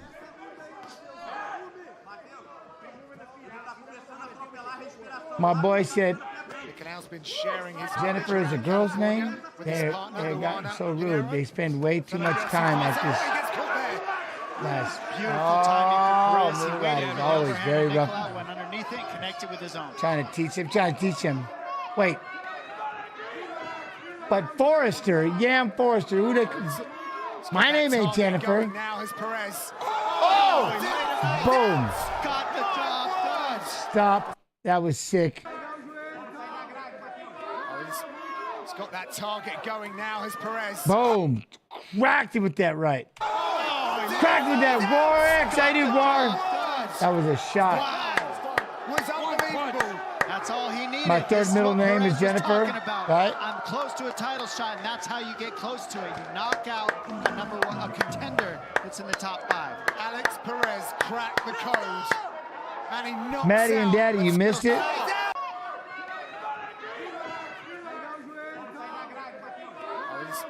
He's got that target going now has Perez. Boom. Just ripped that right. Bang. That was nasty. Got the job done. Wow. Was unbelievable. That's all he needed. This is what Perez was talking about. I'm close to a title shot, and that's how you get close to it. You knock out a contender that's in the top 5. Alex Perez cracked the code. And he knocks out Mateus Nicolau. All right, I'm a little maybe. Tatsuro Taira gonna get it done, or is Perez? Is Perez just on a different? He grabbed it with both hands. You know, right now the underdog. He's the underdog. I believe Perez is. Perez looks so sharp tonight. Taira ranked number 13. I think he's starting off as the favorite. Knockout in the second round. Everything was a game plan. You could see it. Great to see Nicolau up and on the stool. See what it means to the Perez corner. Let's see here. He packs him up against the fence, and then that keeps him from being able to move the lead, and that right overhand just connects. So many knockouts happen up against the fence because you can't move and lean. Look at this. Another overhand. Boom. On the right. The second you get pinned, hook. The second you get pinned against that fence, it creates openings. So that's it. I mean, you got look at that shot right there. Just perfect. Beautiful. Boom. Right hook from the southpaw. It switches from an overhand to a right hook when you switch stance, and that's what makes it so sneaky. DC like that one. Lord. That was crazy, man. Okay. Okay. I like it. I like it. These next lifts are going to be horrifying. Perez celebrating with his corner. He'll get his big moment when we come back after the break. I'm live on the stream right now. I keep talking, but my calves are killing me. My knees, man. Yeah. I like them.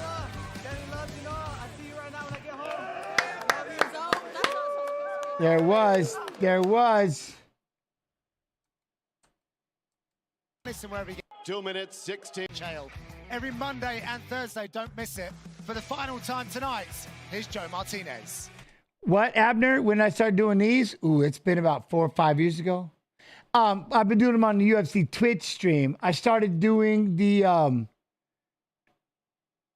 I'll be watching I started doing the YouTube this year.